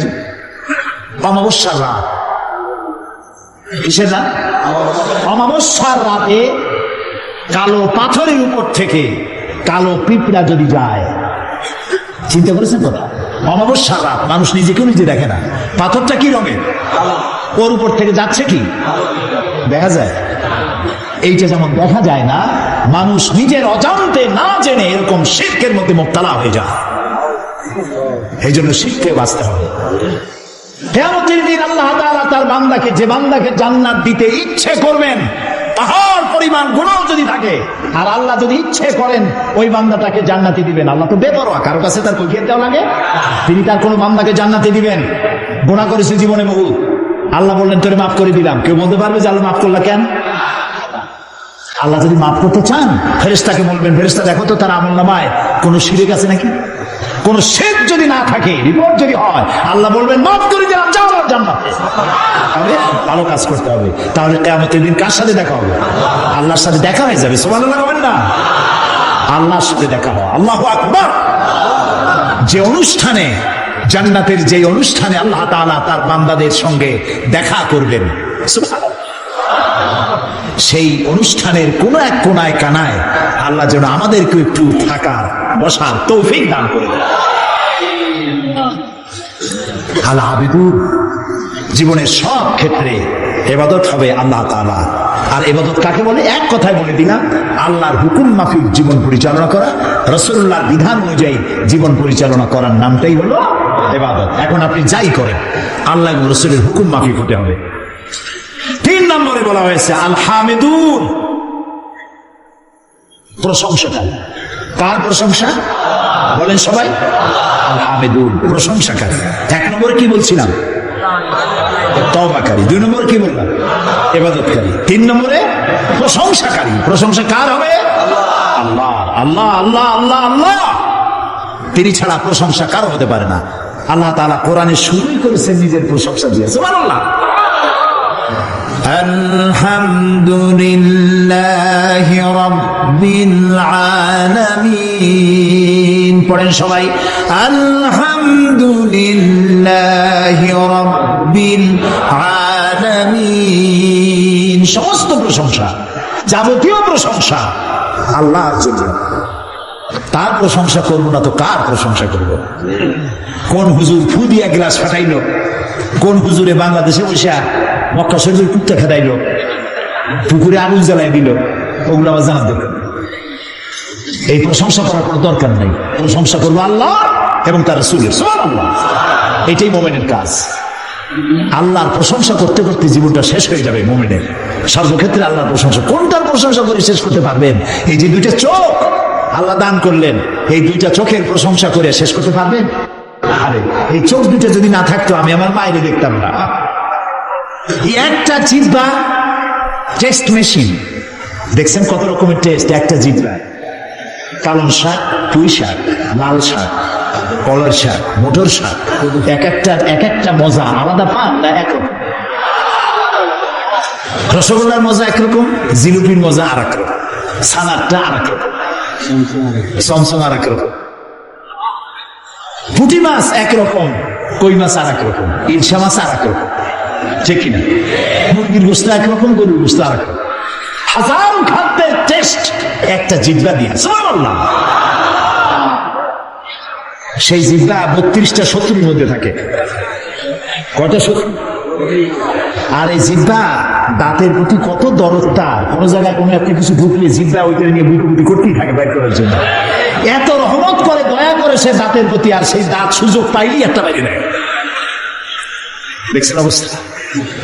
আল্লাহ তাআলা এমন সুন্দর জিহ্বা দিলেন, আহারে শুকর আদায় করে কুল পাওয়া যাবে। এই জিহ্বাটা আল্লাহ আবার ভিজে ভিজে রাখছেন। এটা যদি শুকনা, মাঝে মাঝে শুকনো হয়ে যায় না, কথা বলা যায় না, আল্লাহ ভিজে রাখছেন। সুবহানাল্লাহ। আল্লাহর প্রশংসা করেন। আল্লাহকে প্রশংসা করো, আমি তোমার বাড়াই দেব। লাইন শাকারতুম লাযীদান্নাকুম ওয়া লাইন কাফারতুম ইন্না আযাবী লাশাদীদ। আমার নিয়ামতের শুকর যদি আদায় করো, আমি নিয়ামত বাড়াই দেব, আমি তোমাকে বৃদ্ধি করে দেব নিয়ামত। আর যদি শুকর আদায় না করো, আমি তোমার শাস্তি দেব। লাইন শাকারতুম লাযীদান্নাকুম, শুকর আদায় করলে বাড়ায় দেব। কি বাড়ায় দেব? না, শুকর যদি আদায় করো বাড়ায় দেব। কি বাড়ায় দেব? না, শুকর যদি আদায় করো, শুকরিয়া আদায়ের শক্তি আরো বেশি করে বাড়ায় দেব। নিয়ামত তো দিছি, শুকর আদায় করো, শুকর আদায় করার শক্তি আরো বাড়ায় দেব। তুমি যত শুকর আদায় করবা আমি তোমার উপর রাজি খুশি হয়ে যাব। সুবহানাল্লাহ। আমি যদি আল্লাহর জিকির করি এখানে বসিয়া, আমরা বগুড়া ঈদগাহ মাঠে এখানে আল্লাহর কতগুলো বান্দাবান্দি একত্রিত হয়ে আল্লাহর জিকির আজগার করতেছি। আল্লাহ কয় ফাজকুরুনি আযকুরুকুম, তুমি আমার জিকির করো, আমি তোমার জিকির করবো। তো আমার জিকির আর আল্লাহর জিকিরের মধ্যে পার্থক্য আছে না? আমরা জিকির করতেছি মাটির দুনিয়ায় বসিয়া, এইখানে কিছু লোক আল্লাহর জিকির করছে। আল্লাহ কয় তুই যদি আমার জিকির করিস, আমি জিকির করবো আরশে আজিমে ফেরেশতাদের সাথে নিয়া। ফাজকুরুনি বিল ইস্তিগফার আযকুরুনি বিল মাগফিরা আযকুরুকুম বিল মাগফিরা, তুমি আমাকে ইস্তিগফারের সাথে স্মরণ করো, আমি তোমারে ক্ষমা করার দিয়া তোমারে স্মরণ করবো। সুবহানাল্লাহ। আল হামিদুন, আল্লাহর প্রশংসা করিয়া, আল্লাহর যদি প্রশংসা করি তাহলে আল্লাহ লাভ আছে কিছু না? আল্লাহ লাভ নাই। কারণ আল্লাহ লাভ হইতো যে আমরা যত প্রশংসা করব আল্লাহর পজিশন তত বাড়তে থাকবে, এরকম হবে নাকি? আল্লাহর মর্যাদা যে ডিগ্রিতে আছে, আপনি আমি সারা পৃথিবীর মানুষ আল্লাহর জিকির ফিকির হাম করে আল্লাহর ওই পজিশন থেকে 1 ডিগ্রি উপরে উঠাইতে পারবো না। আর সারা পৃথিবীর মানুষ যদি আল্লাহকে অস্বীকার করে, শুকরিয়া প্রশংসা যদি না করে, যে পজিশনে তিনি আছেন তার থেকে 1 ডিগ্রি নিচেও নামবে না। তাহলে এই শুকর আদায় করায়, প্রশংসা করায়, তাসবিহ পড়ায় আল্লাহর কোনো লাভ নাই। লাভ কার? বলেন আমার, বলেন আমার। আমি যত শুকর করব, জিকির করব, আল্লাহ তত আমার মর্যাদা বাড়াই দিবেন। সুবহানাল্লাহ, সুবহানাল্লাহ। এই জন্য প্রশংসা হবে কেবলমাত্র কার? আল্লাহ তাআলার প্রশংসা করতে হবে। সুবহানাল্লাহ। এই যে গাছপালা দেখতে পান চতুর্দিকে, এই গাছগুলি কার জিকির করে? বাতাস তার সংসন রবে, পাখিগুলি তার কলো কাকলিতে, নদীগুলি তার কুলু কুলু নাদে, গাছের পাতাগুলি তার মর্মর রবে। যত ধরনের শব্দ আমরা শুনতে পাই, সমস্ত শব্দগুলি কোন শব্দ নয়, ওর থেকে তারা আল্লাহর তাসবিহ পড়ে। সুবহানাল্লাহ, আল্লাহু আকবার, আলহামদুলিল্লাহ তাসবিহ তারা পড়তে থাকে। ওয়ালাকিন লা তাফকাহুনা তাসবিহাহুম, ওদের তাসবিহ তোমরা বুঝতে পারো না। ওরা সব সময় সবাই আমার জিকির করছে, তাসবিহ করছে। আল হামিদুন, সুতরাং তুমি আমার প্রশংসা করো, শুকরিয়া আদায় করো, তাহলে আমি তোমার নিয়ামত বাড়াই দেব। প্রিয় ভাই সব, আল্লাহর এই নিয়ামতের শুকর আমরা যেন জীবনের সব ক্ষেত্রে করতে পারি, এ তৌফিক যেন আল্লাহ আমাদেরকে দান করে দেন। আমরা বলি আমিন। মুমিন ব্যক্তিদের জন্য 8টা কোয়ালিটি থাকতে হবে। 8টি কোয়ালিটি হলেই পরিপূর্ণ মুমিন হবে। কয়টা কোয়ালিটি? আজকে আমি 3টা কোয়ালিটির কথা আপনাদের সামনে বললাম, বাকি কোয়ালিটিগুলির কথা আগামীকাল বলবো ইনশাআল্লাহ, এবং কালকে সারা নামাজের পরেই আমি শুরু করবো ইনশাআল্লাহ, যাতে করে একটু বেশি সময় নিয়ে আমরা এই কোয়ালিটিগুলি শুনতে পারি। আল্লাহ যেন তৌফিক দেন, বলি আমিন। এখন মোনাজাত হবে, দাঁড়ানো ভাইরা বসেন, যত লোক দাঁড়ানো আছেন সব যার যার জায়গায় বসে পড়েন, মোনাজাতে অংশ নেন, কেউ দাঁড়িয়ে থাকবে না, সবাই বসে। মাহফিলের মাঝখানে, মাহফিলের পাশে দাঁড়ানো ভাইদের বসতে বলছি, হাঁটতে বলি নাই। আর মোনাজাতের কথা শুনে যদি কেউ হাঁটে, তাকে চিন্তা করা দরকার আল্লাহর ফেরেশতাদের ক্যামেরায় আপনার ছবি কিভাবে উঠবে। জি, শুনতেছেন আমার কথা? মোনাজাতের কথা শুনে যদি উল্টা কেউ হাঁটে, আল্লাহর ফেরেশতাদের ক্যামেরায় তার ছবিটা উঠবে কিভাবে? মোনাজাতকে বর্জন করে আমরা টার্ন করছেন। আল্লাহ রক্ষা করুন সকলকে, আমরা বলি আমিন। মোনাজাত কার কাছে? আল্লাহর কাছে। আমি বড় জোর 1-1.5 ঘন্টা কথা বলবো, এর বেশি নয়। সেই জন্য আপনার স্ত্রী, আপনার মেয়ে, আপনার বোন, আপনার মা, সকলে আপনাদের মেয়েদেরকে এখানে পৌঁছায় দিবেন। একটা মা যদি ভালো হয়, একটা সংসার ভালো হয়ে যায়, ঠিক না ভাই? মা বোনদেরকে তাদের তো শোনার সুযোগ হয় না, মসজিদে যাইতে পারে না। কারা যে দেওয়ালে দেওয়ালে লেখে মহিলাদের মসজিদে যাওয়া হারাম, ঈদগাহ মাঠে যাওয়া হারাম, গণতন্ত্র হারাম, লং মার্চ হারাম, পার্লামেন্ট হারাম, মনে হয় তাদের কাছে একটা কিতাব আছে, কিতাবের নামটা হচ্ছে কিতাবুল হারাম। ওখানে হারাম ছাড়া কিচ্ছু নাই। গণতন্ত্র হারাম যারা বলে, এই জাহেলদেরকে জিজ্ঞেস করতে চাই, ক্ষমতা পরিবর্তনের জন্য গণতন্ত্র না থাকলে পদ্ধতি কি? কেমনে ক্ষমতায় যাবে মানুষ? সরকারের পরিবর্তন কিভাবে হবে? সুতরাং আজকের যারা বোমাবাজ, যারা দেওয়ালে দেওয়ালে রাস্তায় রাস্তায় যারা লেখে গণতন্ত্র হারাম, এই বোমাবাজ হয়। শহরে যেখানে যেখানে লেখা আছে গণতন্ত্র হারাম, পুলিশের দায়িত্ব এগুলি রং দিয়ে মুছে ফেলো। এই ধরনের লেখা যারা রাখে গ্রেফতার করো। এরা জাতির দুশ্মন। কে তোমাকে শিখিয়েছে রং মার্চ হারাম? কে তোমাকে বলেছে গণতন্ত্র হারাম? কি এর বাইয়ে না পত্রিকা হাবি যাবি জাহিল, লেখা জানে না, পড়া জানে না, হাবি যাবি রাস্তায় সব জায়গায় লিখে দিয়েছে তাহাজ্জুদের নামাজ জামাতে পড়া হারাম, মেয়ে লোকের ঈদের জামাতে যাওয়া হারাম। আরে বেটা, রাসূলুল্লাহ সাল্লাল্লাহু আলাইহি ওয়াসাল্লাম ঈদের দিন মেয়ে লোকদেরকে ডেকে ডেকে ঈদের ময়দানে নিয়ে যেতেন। মহিলাদের যে অধিকার ইসলাম দিয়েছে, তোমাদের মতো জাহিলরা মেয়েদেরকে সে অধিকার থেকে বঞ্চিত করছে। সুতরাং সতর্ক হতে হবে। দেওয়ালে কারা লেখে, রাতের বেলায় দেখতে হবে কারা লিখতে আসে, গ্রেফতার করো, পিটাই হাত ভেঙে দাও। এ দায়িত্ব আপনাদের না পুলিশের, আপনারা আবার হাত বাঁধতে যাবেন। আমি আগামীকাল বলবো ইনশাআল্লাহ। হযরতে সাদ তখন বললেন, তাহলে তোমরা সবাই আমার পেছনে পেছনে এই দরিয়ার ভিতরে ঝাঁপিয়ে পড়ো, আমার সঙ্গে সবাই উচ্চারণ করো, নাস্তাঈনু বিল্লাহি ওয়া নাতাওয়াক্কালু আলাইহি হাসবুনাল্লাহু নি'মাল ওয়াকিল নি'মাল মাওলা ওয়া নি'মান নাসীর। ইতিহাস লিখতেছে ৬০,০০০ সৈন্য তাদের অশ্ব নিয়ে, তাদের উষ্ট্র নিয়ে, তাদের মালপত্র নিয়ে, জাহাজের সামান নিয়ে শ্রাবণের খরস্রোতা নদী উত্তাল তরঙ্গমালায় ভরা নদীর উপর থেকে এই সাহাবীরা পাড়ি দিয়ে ওপার চলে গেলেন। ওপার যাওয়ার পরে হযরতে সাদ বলছেন, তোমাদের কেউ কি হারায় গেছে নাকি? সবাই এদিক ওদিক তাকায়, খোঁজ করে বলল, মানুষ তো দূরের কথা, একটা উটও আর ঘোড়াও একটাও হারায় যায় নাই। একজন বলল, আমার একটা পেয়ালা, যে পেয়ালা আমি পানি পান করতাম, সেই পেয়ালাটা তুফানের ছিটকে কোথায় চলে গেছে, ওইটা হারায় গেছে। হযরতে সাদ বলেন, মুজাহিদের কোনো জিনিস তৈরি নিতে পারে না, অবশ্যই তা ফেরত আসবে। এই কথা তিনি বলতেছিলেন, হঠাৎ করে দুনিয়ার কিনারে একটা আওয়াজ হলো, দেখা গেল তুফানের ভিতরে সেই হারানো বাটিটা তাদের মধ্যে বেরিয়ে এসেছে। মুজাহিদদেরকে সাহায্য করেন স্বয়ং আল্লাহ।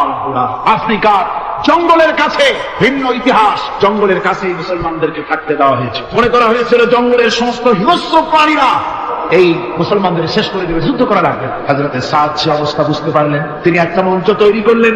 সেই মঞ্চের উপরে দাঁড়ায় জঙ্গলের প্রাণীদের দিকে লক্ষ্য করে তিনি নোটিশ জারি করে দিলেন, বললেন, ইয়া আইয়াতুহাল হাশারাতু ওয়াস-সিবাউ নাহনু আসহাবু রাসূলুল্লাহ সাল্লাল্লাহু আলাইহি ওয়াসাল্লাম। হে জঙ্গলের হিংস্র প্রাণীরা, আমরা আল্লাহর রাসূলের সাহাবী, ফাইন্না নাজিলুনা ফামান ওয়াজাদনা বাদাহু কাতালনাহু। আমরা রাসূলের সাহাবী, এইখানে আল্লাহর দ্বীনকে কায়েম করার জন্য আমরা এসেছি, আল্লাহর কালেমার আওয়াজ নিয়ে আমরা এখানে রাত কাটাবো। সুতরাং এই জঙ্গলের ভিতরে হিংস্র প্রাণী যত আছে সব আমাদের এই জায়গা ছেড়ে অন্যত্র চলে যাও।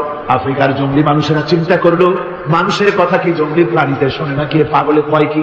তারা তাকায় তাকায় দেখলো, হযরতে সাদের এই ঘোষণার পরে বাঘের কাতারে বাঘ, সিংহের কাতারে সিংহ, সাপের কাতারে সাপ, যার যার ডিম আর বাচ্চাগুলি মুখে কামড়াইয়া সাহাবীদের এলাকা ছেড়ে দিয়ে তারা অন্যত্র চলে গেল। আমার মুসলমান ভাইরা, এই ছিল মুসলমানদের ইতিহাস। দিন প্রতিষ্ঠা করার কাজে মুসলমান এগোলে আল্লাহই মদত করেন। কে মদত করেন?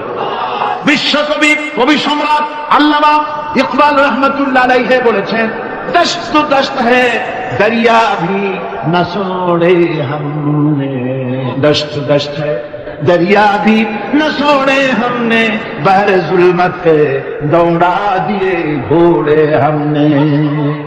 আমরা সেই মুসলমান, প্রান্তর তো প্রান্ত, আমরা দরিয়ার খরস্রোতা উত্তাল তরঙ্গের উপর থেকে ঘোড়া দাবড়িয়ে আফ্রিকার ভূখণ্ডে কালেমার পতাকা আমরা উড্ডীন করেছি।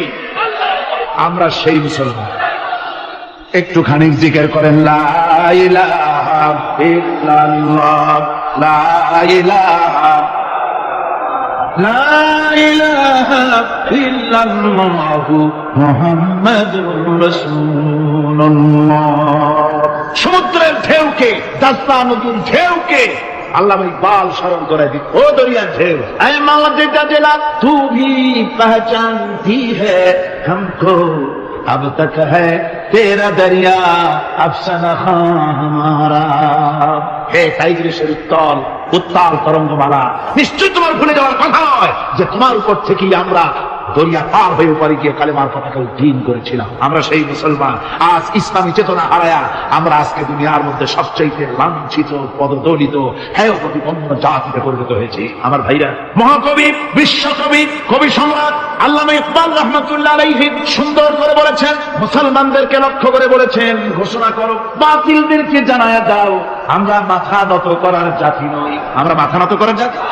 ভারত আজ আমাদের দিকে চোখ রাঙায়, ভারত চোখ রাঙায় তাকায় আমাদের, দুনিয়ার অনেকেই আমাদের দিকে চোখ রাঙায়। বিশ্বকবি আল্লামা ইকবাল বলেছেন, বাতিল সে দবনে ওয়ালে आसमां नहीं हम, बातिल से दबने वाले आसमां नहीं हम, सबर कर चुका है तू इम्तिहान हमारा। বাতিলের সামনে মাথা নত করার জাতি আমরা নই। ওই আকাশ সাক্ষ্য, জমিন সাক্ষ্য, আমরা মাথা দিয়েছি কিন্তু মাথা নত করি না, শির দিয়েছি, আমাদের নেই। সে জাতি আমরা, সুবহানাল্লাহ। সেই জাতি আজ দুনিয়ার মুখে লাঞ্ছিত, পদদলিত হচ্ছে। কারণ কি? কারণ হচ্ছে একমাত্র এই যে আমরা আমাদের জীবনের উদ্দেশ্য ভুলে গিয়েছি। আমার ভাইয়েরা, আল্লাহর এই রাস্তায়, আল্লাহর এই দিন প্রতিষ্ঠার জন্য লড়াই হবে, জেহাদ হবে। জেহাদের কথাই বলতেছি। এই জেহাদ হলো পৃথিবীর নির্যাতিত, নিপীড়িত মানুষের মুক্তির জন্য জেহাদ। জেহাদ কি জন্য? আমরা রাষ্ট্রপ্রধান হব, আমরা দেশ দখল করব, নেতৃত্ব দিব, এই জন্য নয়। আমরা জেহাদ করব মানুষকে, মানুষের তৈরি করা মতবাদ, নির্যাতন থেকে, জুলুম থেকে, অত্যাচার থেকে মানুষকে বাঁচাবার জন্য, মানবতা নিগৃহীত, নির্যাতিত মানবতার মুখে মুক্তির হাসি ফোটাবার জন্য আমরা করব লড়াই। সেই লড়াইয়ে এগিয়ে আসতে হবে তরুণদেরকে। কাদেরকে? জোরে বলতে হবে, কাদেরকে? তরুণদের আসতে হবে, যুবকদের আসতে হবে। আমার আনন্দে বুক ভরে যায় যখন দেখি মাহফিলে, আজকে তো এই মাহফিল কোরআনে কারীমের কথা, এই ভূখণ্ডে আল্লাহ বলার তৌফিক দিয়েছেন। 35টি বছর পার হয়ে গেছে, জীবনের 35টি বছর কোরআনে কারীমের সামান্য একটু খেদমত করার তৌফিক আল্লাহ পাক দান করেছে। যখন এই কাজ প্রথম শুরু করি তখন দেখেছি মাহফিলে যারা আসে তাদের 95% দাড়ি পাকা বুড়া মানুষ। কিন্তু দিন যত যেতে লাগলো, দিন যত যেতে লাগলো, 71 পার হয়ে গেল, 72, 73, 74 এলো, আস্তে আস্তে দেখা গেল চিত্র উল্টে গেল। আজ মসজিদে তরুণদের জন্য জায়গা পাওয়া যায় না। যারা মসজিদে যায় সব তরুণ, যারা আগে হতে যেত সব বুড়া মানুষ, পাপ করার আর কোনো বয়স নাই, তখন চাইতো হজ করতে। এখন আলহামদুলিল্লাহ তরুণেরা যায় হজ করতে বেশিরভাগ। আজকের মাহফিল দেখুন, তারাই দেখতে পারি নাই, জায়গায় বসে আর ডাইনে বা একটু তাকায় দেখেন কারা বেশি, দাড়ি পাকা না যুবক? যুবক আর তরুণ দিয়ে আল্লাহর এই মুজাহিদ, আল্লাহর এই গোলামদের দিয়ে আল্লাহ মাহফিল ভরে দিয়েছেন। জোরে কোন সুবহানাল্লাহ, জোরে কোন আলহামদুলিল্লাহ। এই তরুণ যুবকরাই হচ্ছে ইসলামের সম্পদ। ইসলামের সম্পদ কে? তরুণ আর যুবকেরা। তোমাদের অবদান ইসলামের সব চাইতে বেশি। মনে রাখবেন যুবকেরা, শোনো, ইসলাম প্রতিষ্ঠিত হয়েছে তোমাদের রক্তের উপরে। কাদের রক্তের উপরে? যুবকদের রক্তের উপরে। যারা ইসলাম প্রথম কবুল করেছিলেন তারা কিন্তু বুড়ো ছিলেন না কেউ। প্রথম যে ব্যক্তি ইসলাম কবুল করলেন হযরতে সাইয়্যিদুনা আবু বকর সিদ্দিক রাদিয়াল্লাহু তাআলা আনহু, বয়স ছিল 37 বছর। 37 বছর বয়সে দাঁত পুড়িয়া খুনখুনা বুড়া হয়ে গেছিল নাকি? হযরত ওমর ইসলাম যখন কবুল করেন তখন তিনি ছিলেন 26 বছরের টকবকে যুবক। যৌবনের রক্ত পা এবং মাথা পর্যন্ত শিরায়, উপশিরায় ধাবমান এই যুবক হযরত ওমর 26 বছর বয়সের সময় ইসলাম কবুল করেন। হযরত আব্দুর রহমান বিন আউফ যখন ইসলাম কবুল করেন বয়স ছিল মাত্র 17 বছর। হযরত আলী যখন ইসলাম কবুল করেন তখন বয়স ছিল মাত্র 8.5 বছর। তোমাদের মতো তরুণেরা, যুবকেরাই সর্বপ্রথম কলেমার পতাকা ধারণ করে রাসূলকে সাহায্য করেছিল। সুবহানাল্লাহ।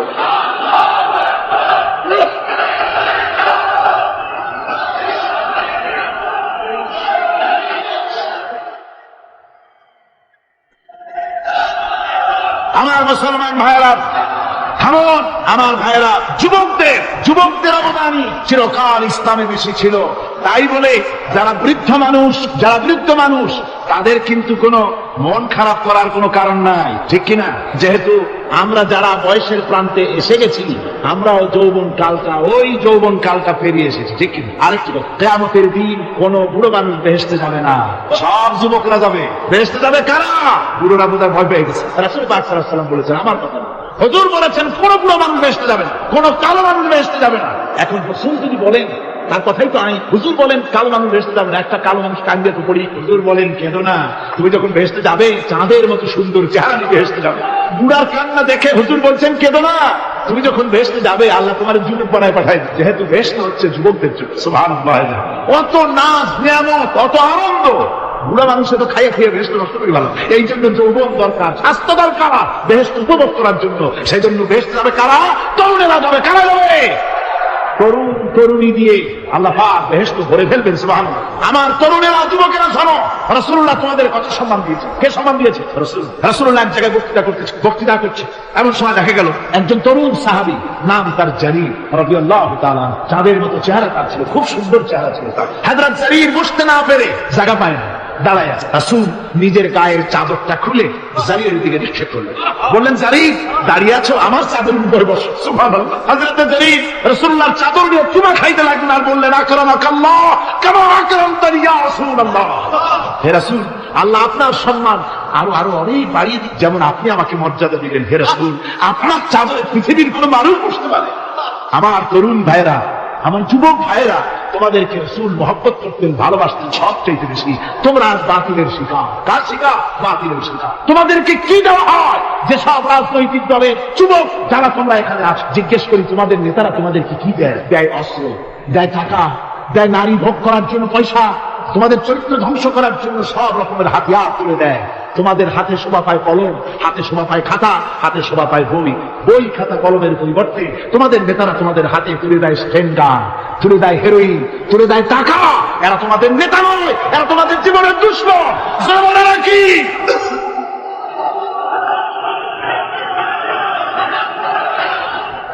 আমার যুবক ভাইয়েরা, আমার কলেজ ইউনিভার্সিটির ছাত্র ভাইয়েরা, একটুখানি মাথা খাটায় চিন্তা করো, তোমার নেতারা যারা ঢাকা থেকে আসে বা এখানে বাস করে, ওই নেতারা যখন রাজনৈতিক প্রোগ্রাম করতে আসে তখন কি একবারের জন্য তোমাদেরকে বলে ও ছেলেরা তোমরা কি নামাজ ঠিক মতো পড়ো কিনা? বলে এই যে রোজা আসতেছে খবরদার বাবারা তোমরা রোজা রেখো, এরকম কথা বলে নাকি? তোমার উস্তাদদের সম্মান করো, এ কথা বলে নাকি? বরং টাকা দেয়, পয়সা দেয়, যে শিক্ষক তোমার মতের উল্টা করবে ঠ্যাঙ্গাইয়া জনমের মতো টাইপ করে দিবা। ঠিক কিনা? তোমার নেতারা কি কোনোদিন বলে নাকি আমার সংগঠনের ছেলেরা মা বাপের খিদমত করবে, মা বাপের সম্মান করবে, খবরদার মা বাপের সঙ্গে বেয়াদবি করবে না, সন্ত্রাস করবে না, অস্ত্রবাজি করবে না, মানুষকে কষ্ট দিবে না, এমন কোনো কথা বলে না? আমার যুবকেরা শোনো, ওরা টাকা দিয়ে, অস্ত্র দিয়ে, পয়সা দিয়ে, মদ দিয়ে ওরা নিজেদের ক্ষমতা টিকায় রাখার জন্য তোমাদেরকে লাঠির মতো ব্যবহার করে।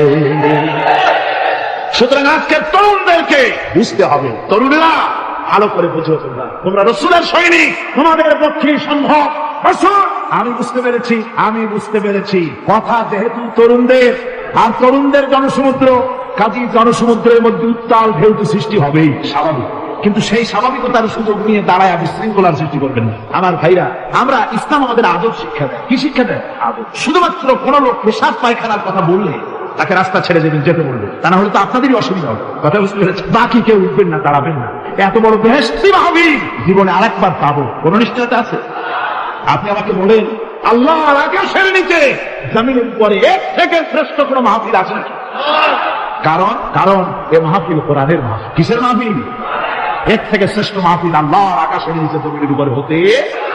সুতরাং বেয়াদবি কেউ করবেন না। তরুণেরা, যুবকেরা, তোমাদের এগিয়ে আসতে হবে, নির্যাতিত মানবতার পাশে তোমাদেরকে দাঁড়াতে হবে। আজ শ্রমিকরা তাদের ন্যায্য পাওনা পাচ্ছে না, কৃষক তাদের উৎপাদনের মূল্য পাচ্ছে না, নারী তার সতীত্বের গ্যারান্টি পাচ্ছে না। মানুষেরা আজ নির্যাতিত, নিপীড়িত।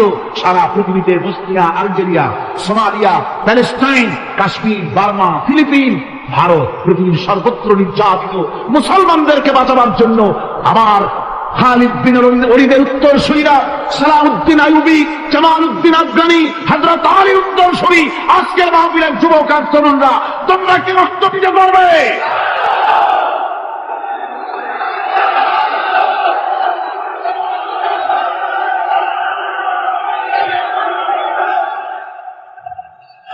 আমার মুসলমান যুবকেরা, আল্লাহর রাস্তায় রক্ত দিলে তার অবস্থা কি হবে শোনো। আল্লাহ রাব্বুল আলামিন বলেছেন, ওয়ালা তাকুলু লিমান ইউকতালু ফি সাবিলিল্লাহি আমওয়াত বাল আহইয়াউ ওয়ালাকিন লা তাশউরুন। আল্লাহ রাব্বুল আলামিন বলেন, আমার রাস্তায় যারা নিহত হয়েছে, আমার রাস্তায় যারা জীবন দিল, ওরা মরে গেছে এই কথা তোমরা বলো না, ওরা জিন্দা। ওরা কি? আমার রাস্তায় আমার দিন প্রতিষ্ঠার জন্য, মানবতার মুখে হাসি ফোটাবার জন্য, নির্যাতিত মানবতা গোলামীর জিন্দির থেকে তাদেরকে বাঁচাবার জন্য সংগ্রাম করতে গিয়ে যারা জীবন দিল, ওরা মরে নাই, ওরা জিন্দা। ওরা কি? আল্লাহ বলেন, আল্লাহ পাক বলেন, ওরা জিন্দা তোমরা জানো না, আমার কাছ থেকে তারা রিজেক্ট প্রাপ্ত হয়। যারা শহীদ হয়, শাহাদাতের কথা শুনে যাদের ভয় লাগে, অস্ত্রের খোঁজা খায়া, গুলি খায়া, বায়োনেট খায়া, ডাকাতের গুদা খায়া মরা জানি কত যন্ত্রণা। নবীজি বলতেছেন, عن أبي هريرة رضي الله تعالى عنه أن رسول الله صلى الله عليه وسلم ما يجد الشهيد من مس القتل كما يجد أحدكم من مس القرشة তিরমিজি ও নাসাই। আল্লাহ নবী বলেছেন, হযরত আবু হুরায়রা হাদিসটি বর্ণনা করেছেন, নবীজি বলেছেন, শাহাদাতের মওত হলো তোমাদের কেউ যদি আরেকজনকে একটা চিমটি কাটে, ওই চিমটি কাটায় যতটুকু যন্ত্রণা, শাহাদাতের মওতের চাইতে বেশি কিছু যন্ত্রণা নয়। শাহাদাতের মওতটা হচ্ছে একটা সেতু। এটা কি সেতু? এটা ব্রিজ, এপারে দুনিয়া ওপারে আল্লাহ। সুবহানাল্লাহ ওয়া বিহামদিহি। মরার সাথে সাথে দিদার ইলাহি নসিব হয়ে যাবে। সুবহানাল্লাহ। সাহাবায়ে কেরাম, আপনি চিন্তা করেন, তাদের মা বাবা বিবি বাল বাচ্চা সন্তান সবকিছুকে ফেলে রেখে আল্লাহ দ্বীনের জন্য রক্ত দিতে পেরেছেন। কি কারণ? জীবনকে তাদের কাছে তুচ্ছ মনে হয়েছে। এই জীবন জীবন নয়, ওই জীবনই তো সবচেয়ে সেরা জীবন, যে জীবনে আমার মাওলা আমার উপরে খুশি হয়ে যাবে, আমার মাবুদ আমার উপরে খুশি হয়ে যাবে, ওইটা হচ্ছে সবচেয়ে নিয়ামতের মূল। এই জন্য রাসূল সাল্লাল্লাহু আলাইহি ওয়াসাল্লাম বলেছেন, কেউ যদি শাহাদাতের তামান্না করে দিল থেকে, সে যদি তার বিছানায়ও মরে, আল্লাহ পাক তাকে শাহাদাত হিসেবে ধরে নেবেন। হযরত ওমর রাদিয়াল্লাহু তাআলা দোয়া করতেন, আল্লাহুম্মা রযুকনি শাহাদাতান ফি সাবিলিক ওয়াজআল মাউতি ফি বালাদি রাসূলিক। আয় আল্লাহ, তুমি দয়া করে মেহেরবানি করে আমাকে শাহাদাতের পেয়ালা পান করাও। শাহাদাতের মওত সবচেয়ে নিয়ামতের মওত। কিয়ামতের দিন এই শহীদ তার আত্মস্বজনের ব্যাপারে 70 জন লোকের ব্যাপারে আল্লাহর কাছে সুপারিশ করার মতো পাওয়ার লাভ করবে। শহীদ ভাইরা, এই শাহাদাত নসিব হওয়ার জন্য তামান্না আমাদের দিলের মধ্যে থাকা উচিত। আল্লাহ দ্বীন প্রতিষ্ঠার জন্য প্রয়োজনে আমরা জান দিব, মাল দিব। পারবো না? পারবো কিনা? আমার ভাইরা, আব্দুল উজ্জা মক্কা শরীফের বাড়ি, 20 বছরের যুবক, কলিজার মধ্যে সবসময় চায়, এতিম মানুষ, বাপ মারা গেছে, একেবারে ছোট অবস্থা, খুব গরিব। চাচা তাকে বড় করেছে, চাচা তাকে ঘর দিয়েছে, বাড়ি দিয়েছে। বুখারী হাদিস, বুখারী শরীফে বাড়ি ঘর জায়গা জমি সোনা দানা টাকা পয়সা উট ঘোড়া সব দিয়েছে, প্রতিষ্ঠিত করে দিয়েছে। কিন্তু আব্দুল উজ্জা শান্তি পায় না। রাসূল পাক সাল্লাল্লাহু আলাইহি ওয়াসাল্লাম দ্বীনের দাওয়াত দিচ্ছে, মন চায় তাওহীদের এই সুরা সেও পান করে, কিন্তু চাচার কইতে পারে না। মনটা চাচ্ছে, চাচা যদি ইসলাম কবুল করতো তাহলে আমার জন্য ব্যাপারটা সহজ হয়ে যেত। এভাবে চিন্তা করতেছে। হঠাৎ একদিন রাসূল পাক সাল্লাল্লাহু আলাইহি ওয়াসাল্লাম হিজরত করলেন। এরপরে আব্দুল উজ্জার ধৈর্যের বাঁধ ভেঙে গেল। আব্দুল উজ্জা গিয়ে বলছে, চাচা, মুহাম্মদ সাল্লাল্লাহু আলাইহি ওয়াসাল্লামের নাম তো নিশ্চয়ই শুনেছেন। বলে, হ্যাঁ শুনেছি। তিনি ইসলামের দাওয়াত দেন, এটা আপনার কাছে কেমন লাগে? তার মানে বলছে যে, আমার কাছে তো খুব ভালো লাগে। চাচা, ইসলাম কি কবুল করবেন? এই অগণিত মূর্তির সামনে মাথা নত করে আমাদের কোনো লাভ নাই, এই মূর্তিগুলি আমাদের কোনো সাহায্য করতে পারে না। এক আল্লাহ বিশ্বাস করার জন্য মুহাম্মদ সাল্লাল্লাহু আলাইহি ওয়াসাল্লাম আমাদের বলেছে। চাচা বলছে, খবরদার, এই কথা যদি আবার উচ্চারণ করো তাহলে আমি তোমাকে যা দিয়েছি সব ছিনাই। আব্দুল উজ্জা বলছেন, তাহলে আর আমি সহ্য করতে পারলাম না। চাচা, আপনার সামনেই আমি ঘোষণা করলাম, একদিন চাপা রেখেছি আর পারলাম। আমি ঘোষণা করে দিলাম, লা ইলাহা ইল্লাল্লাহ মুহাম্মাদুর রাসূলুল্লাহ। চাচা বলল, তুমি এর পরিণতি জানো? আব্দুল উজ্জা বলল, কি পরিণতি? চাচা বলতেছি, এই কলেমা পড়ার কারণে আমি তোমাকে যা দিয়েছিলাম, ঘোড়া দিয়েছি, উট দিয়েছি, বাড়ি দিয়েছি, সব আমি তোমার কাছ থেকে ছিনাইলাম, সব ফেরত দিতে হবে। তিনি বললেন, আমি রাজি আছি, আমি রাজি আছি। আপনি আমার সোনা দানা ঘোড়া উট আর ঘর বাড়ি যা দান করেছেন, এই দুনিয়াটার মালিক যদি আমারে বানায় দিতেন, আমি এর বিনিময়ে কলেমা পড়া থেকে আর আমি নিজেকে থামায় রাখতে পারি না। বলে, আমার সব আমাকে ফেরত দাও। বললো, দিলাম, যা আপনি দিয়েছেন সব আপনাকে ফেরত দিলাম। চাচা বলছে, জায়গা জমি টাকা পয়সা সোনা দানা সব পেলাম, তোমার গায়ে যে জামা, তোমার পরনে যে লুঙ্গি, ওটা আমার টাকার খোলো। আব্দুল উজ্জা বললেন, আপত্তি নাই, জামা খুলে দিলেন, পরনের লুঙ্গিটাও খুলে। 20 বছরের যুবক এই অবস্থায় চলে গেলেন মায়ের কাছে। মা আব্দুল উজ্জাকে এই অবস্থায় দেখে 2 চোখ চেপে ধরলেন। বললেন, বাবা, তোমার এই অবস্থা কেন? ছেলে বলছে, মা, ইমান আনার কারণে আমি সব হারাই ফেলেছি, আমার আর কিছুই নাই। ইমান আনার কারণে আমার এই অবস্থা হয়েছে। মা বলছে, বাবা, আমার কাছে কি চাও? ছেলে বলছে, মা, আমি চলে যেতে চাই মদিনায়, আল্লাহ নবী মুহাম্মদুর রাসূলুল্লাহ সাল্লাল্লাহু আলাইহি ওয়াসাল্লামের দরবারে চলে যেতে চাই। আমি একটু বস্ত্র চাই। মা একটা পুরানা কম্বল তার হাতে দিয়ে দিলেন। আব্দুল উজ্জা কম্বলটাকে ছিঁড়ে এক টুকরা কোন রকম হাতির উপরে জড়ায় নিলেন, আর এক টুকরা গায়ে দিয়ে নিলেন। আব্দুল উজ্জা বহু কষ্ট করে মরুভূমি পাড়ি দিয়ে মদিনা মুনাওয়ারায় চলে গিয়ে বাবি জিবরিল থেকে ঢুকে আসহাবে সুফফার চবুতরার সামনে বসে আছেন, ছেঁড়া কম্বল পরা। এবার বিশ্বনবী দুনিয়া আখিরাতের বাদশা জনাব মুহাম্মদ রাসূলুল্লাহ সাল্লাল্লাহু আলাইহি ওয়াসাল্লাম যখন মসজিদের নিজের ঘরের থেকে দরজা খুলে বেরিয়েছেন, দেখেন এক যুবক বসা, একটা আধাটা কম্বল পরা, হাঁটুর উপরে কোন রকম করে রানটা লজ্জাস্থানটা ঢাকান, গায়ে একটা ছেঁড়া কম্বল। তার এই অবস্থা দেখে হুজুর জিজ্ঞেস করেন, তুমি কে? যুবক বলছে, আমি আব্দুল উজ্জা। ইসলাম কবুল করার জন্য আমার সব ছিল, আমি কম ধনী ছিলাম না, আমার চাচা সব নিয়ে গেছে, সিনাইরে গেছে, আমার লুঙ্গিটাও দেয় নাই। ঘটনার সব তিনি ঘুরে ঘুরে বললেন। হুজুর বললেন, তোমার নাম আব্দুল উজ্জা নয়, তোমার নাম আব্দুল্লাহ। আব্দুল্লাহ জুলবাজাদাইন তার নাম। হযরত আব্দুল্লাহ জুলবাজাদাইনকে রাসূলুল্লাহ দিয়ে দিলেন, আসহাবে সুফফাদের সাথে মিলাই দিলেন, এখানে থাকুক, খাবার আসতে করে খাবে। তাদের সবসময় খাবার থাকতো না। আসহাবে সুফফায় তারা থাকতেন যাদের ঘর নাই, বাড়ি নাই, থাকার জায়গা নাই। ক্ষুধার জ্বালায় যখন তারা অতিষ্ঠ হয়ে যেতেন, নবীজি ঘরের থেকে তাহাজ্জুদের জন্য যখন বেরোতেন, ক্ষুধার্ত সাহাবীরা রাসূলের চেহারা দেখার সঙ্গে সঙ্গে ক্ষুধা নিবৃত হয়ে যেত। হযরত রাসূল পাক সাল্লাল্লাহু আলাইহি ওয়াসাল্লাম আব্দুল্লাহকে আমাদের মধ্যে ভিড়াই দিলেন। আব্দুল্লাহ এবার কোরআন শরীফ পড়ে, কোরআন শরীফ পড়তে গিয়ে চিল্লায় চিল্লায় তিনি পড়েন, আস্তে আস্তে পড়েন না। সাহাবীরা বিরক্ত হয়ে রাসূলের কাছে নালিশ করলেন যে বড় চিল্লায় কোরআন পড়ে আমাদের নামাজেও ডিস্টার্ব হয়। হুজুর বলেন, সাহাবীরা কেউ আব্দুল্লাহর ব্যাপারে কোনো কথা বলবে না, তারে চিল্লাইতে দাও, যেহেতু ঈমানের জন্য তারে বড় মূল্য দিতে হয়েছে। পরনের লুঙ্গিটা পর্যন্ত আনতে পারে নাই, যত খুশি চিৎকার করেছে আল্লাহর কালাম পড়ুক। তাবুকের যুদ্ধ, রাসূলুল্লাহ তাবুকের দিকে রওনা করেছেন, 30,000 সৈন্য নিয়ে রওনা করেছেন। ওই জিহাদে মানুষেরা প্রাণ করে রাসূলুল্লাহকে সাহায্য করেছে। মেয়ে লোকেরা নাকের ফুল, কানের দুল, গলার হার খুলে খুলে রাসূলের কদম মোবারকে দিয়ে দিয়েছে। ধনীরা টাকা পয়সা সব দিয়েছে। হযরত আবু বকর তো যা ছিল সব এনে দিয়েছে, কিছু ছিল না ঘরে। রাসূল রওনা করলেন। প্রতিমধ্যে হযরত আব্দুল্লাহ জুলবাজাদাইন আল্লাহ নবীর খেদমতে হাজির হয়ে বলেন, হুজুর সবাই তো সব দিল, আমার কিছুই নাই, কিছু দিতে পারলাম না। হুজুর আপনি আমার জন্য দোয়া করেন, আমি যেন এই তাবুকের ময়দানে কাফেরদের বিরুদ্ধে লড়াই করে যেন শহীদ হয়ে যেতে পারি। মাল দিতে পারি নাই, কিন্তু আল্লাহর জন্য যেন আমার জীবনটা দিয়ে দিতে পারি। ও চট্টগ্রামের যুবকেরা, তরুণেরা, তোমাদের মতো 20 বছরের তরুণ হযরত আব্দুল্লাহ জুলবাজাদাইন শাহাদাতের তামান্না করে রিসালাতে মাহবের কাছে দাঁড়িয়েছে। হুজুর বললেন, একটা গাছের বাকল নিয়ে আসো। একজন একটা বাকল নিয়ে এলো। রাসূলুল্লাহ ওই বাকলটা আব্দুল্লাহ জুলবাজাদাইনের হাতে লাগাই দিলেন। রাসূলুল্লাহ বললেন, আয় আল্লাহ, আমি আব্দুল্লাহ রক্ত কাফেরদের জন্য হারাম করে দিলাম। হযরত আব্দুল্লাহ বলছেন, ইয়া রাসূলুল্লাহ, আমি চাইছিলাম শহীদ হব, আর আপনি আমার রক্তটা হারাম করে দিলেন কাফেরদের। আল্লাহ নবী বলেন, আব্দুল্লাহ রে, কোনো চিন্তা করো না, তোমার মৃত্যু যদি জ্বরেও হয়, আল্লাহ রাব্বুল আলামিন তোমার শাহাদাতের দরজা দিয়ে দিবে। তাবুকের প্রান্তরে চলে গেলেন। কয়েকদিন ওই তাবুকের ময়দানে থাকায় রাসূলের কাছে খবর এলো, আব্দুল্লাহ মারাত্মক জ্বরে আক্রান্ত হয়ে ইন্তেকাল করেছেন। রাসূলুল্লাহ বললেন, আমি জানাজা পড়াবো। হযরত আব্দুল্লাহ জানাজা হলো গভীর রাত। কবরের ভিতরে একজন দাঁড়ায়া লাশ ধরার জন্য একজন কবরের ভিতরে দাঁড়িয়েছে। 2 জন লোকে লাশ নিয়ে আসতেছে। হযরতে বেলাল আরো উঁচু করে দাঁড়ায় ধরে আছে। অন্ধকার রাত, কবরের ভিতরে একজন দাঁড়ানো, লাশ নিয়ে এসেছে দুজনে। কবরের ভিতরে যিনি দাঁড়ানো, তিনি বলছেন, এই লাশকে তোমাদের ভাইকে আদবের সাথে কবরে রাখো।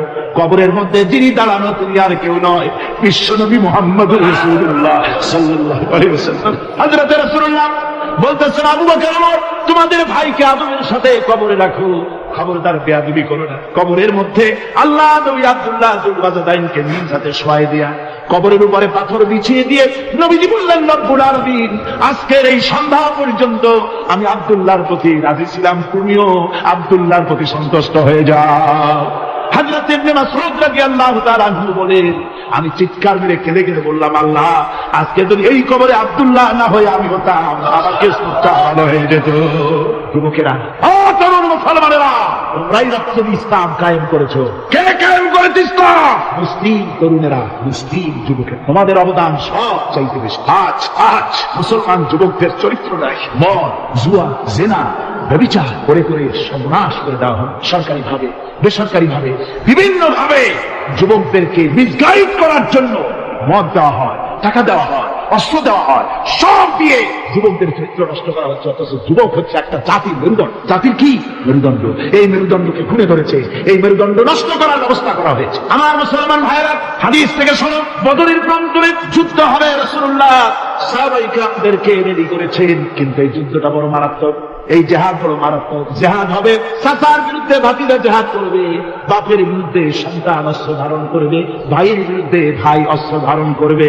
কোন জায়গা? বদর। কোন জায়গায়? বদর। মক্কা থেকে যারা আসতেছে সব চাচা, ভাই, বাবু, খালু, এরা আপন আপন লোকেরা আপন লোকের বিরুদ্ধে অস্ত্র ধারণ করবে। এটা কি সহজ? কোন এটা কি সহজ? রাসূলুল্লাহ যুদ্ধের কথা মানুষকে বুঝাচ্ছেন, একটু ইতস্তত করুন। হযরত রাসূলুল্লাহ সাল্লাল্লাহু আলাইহি ওয়াসাল্লাম যুদ্ধের কথা সাহাবায়ে কিরামদের সামনে পেশ করতেছেন আর একটু ইতস্তত করতেছেন। এই কঠিন যুদ্ধে সাহাবীরা কিভাবে মেনে নেবে? রাসূলের মনের অবস্থা বুঝতে পেরে হযরত মিকদাদ রাদিয়াল্লাহু তাআলা আনহু বর্ষিয়ান সাহাবী, তিনি দাঁড়ায় গেলেন। তিনি দাঁড়ায় বলছেন, ইমদি বিনা ইয়া রাসূলুল্লাহ হাইসু মা তাশা।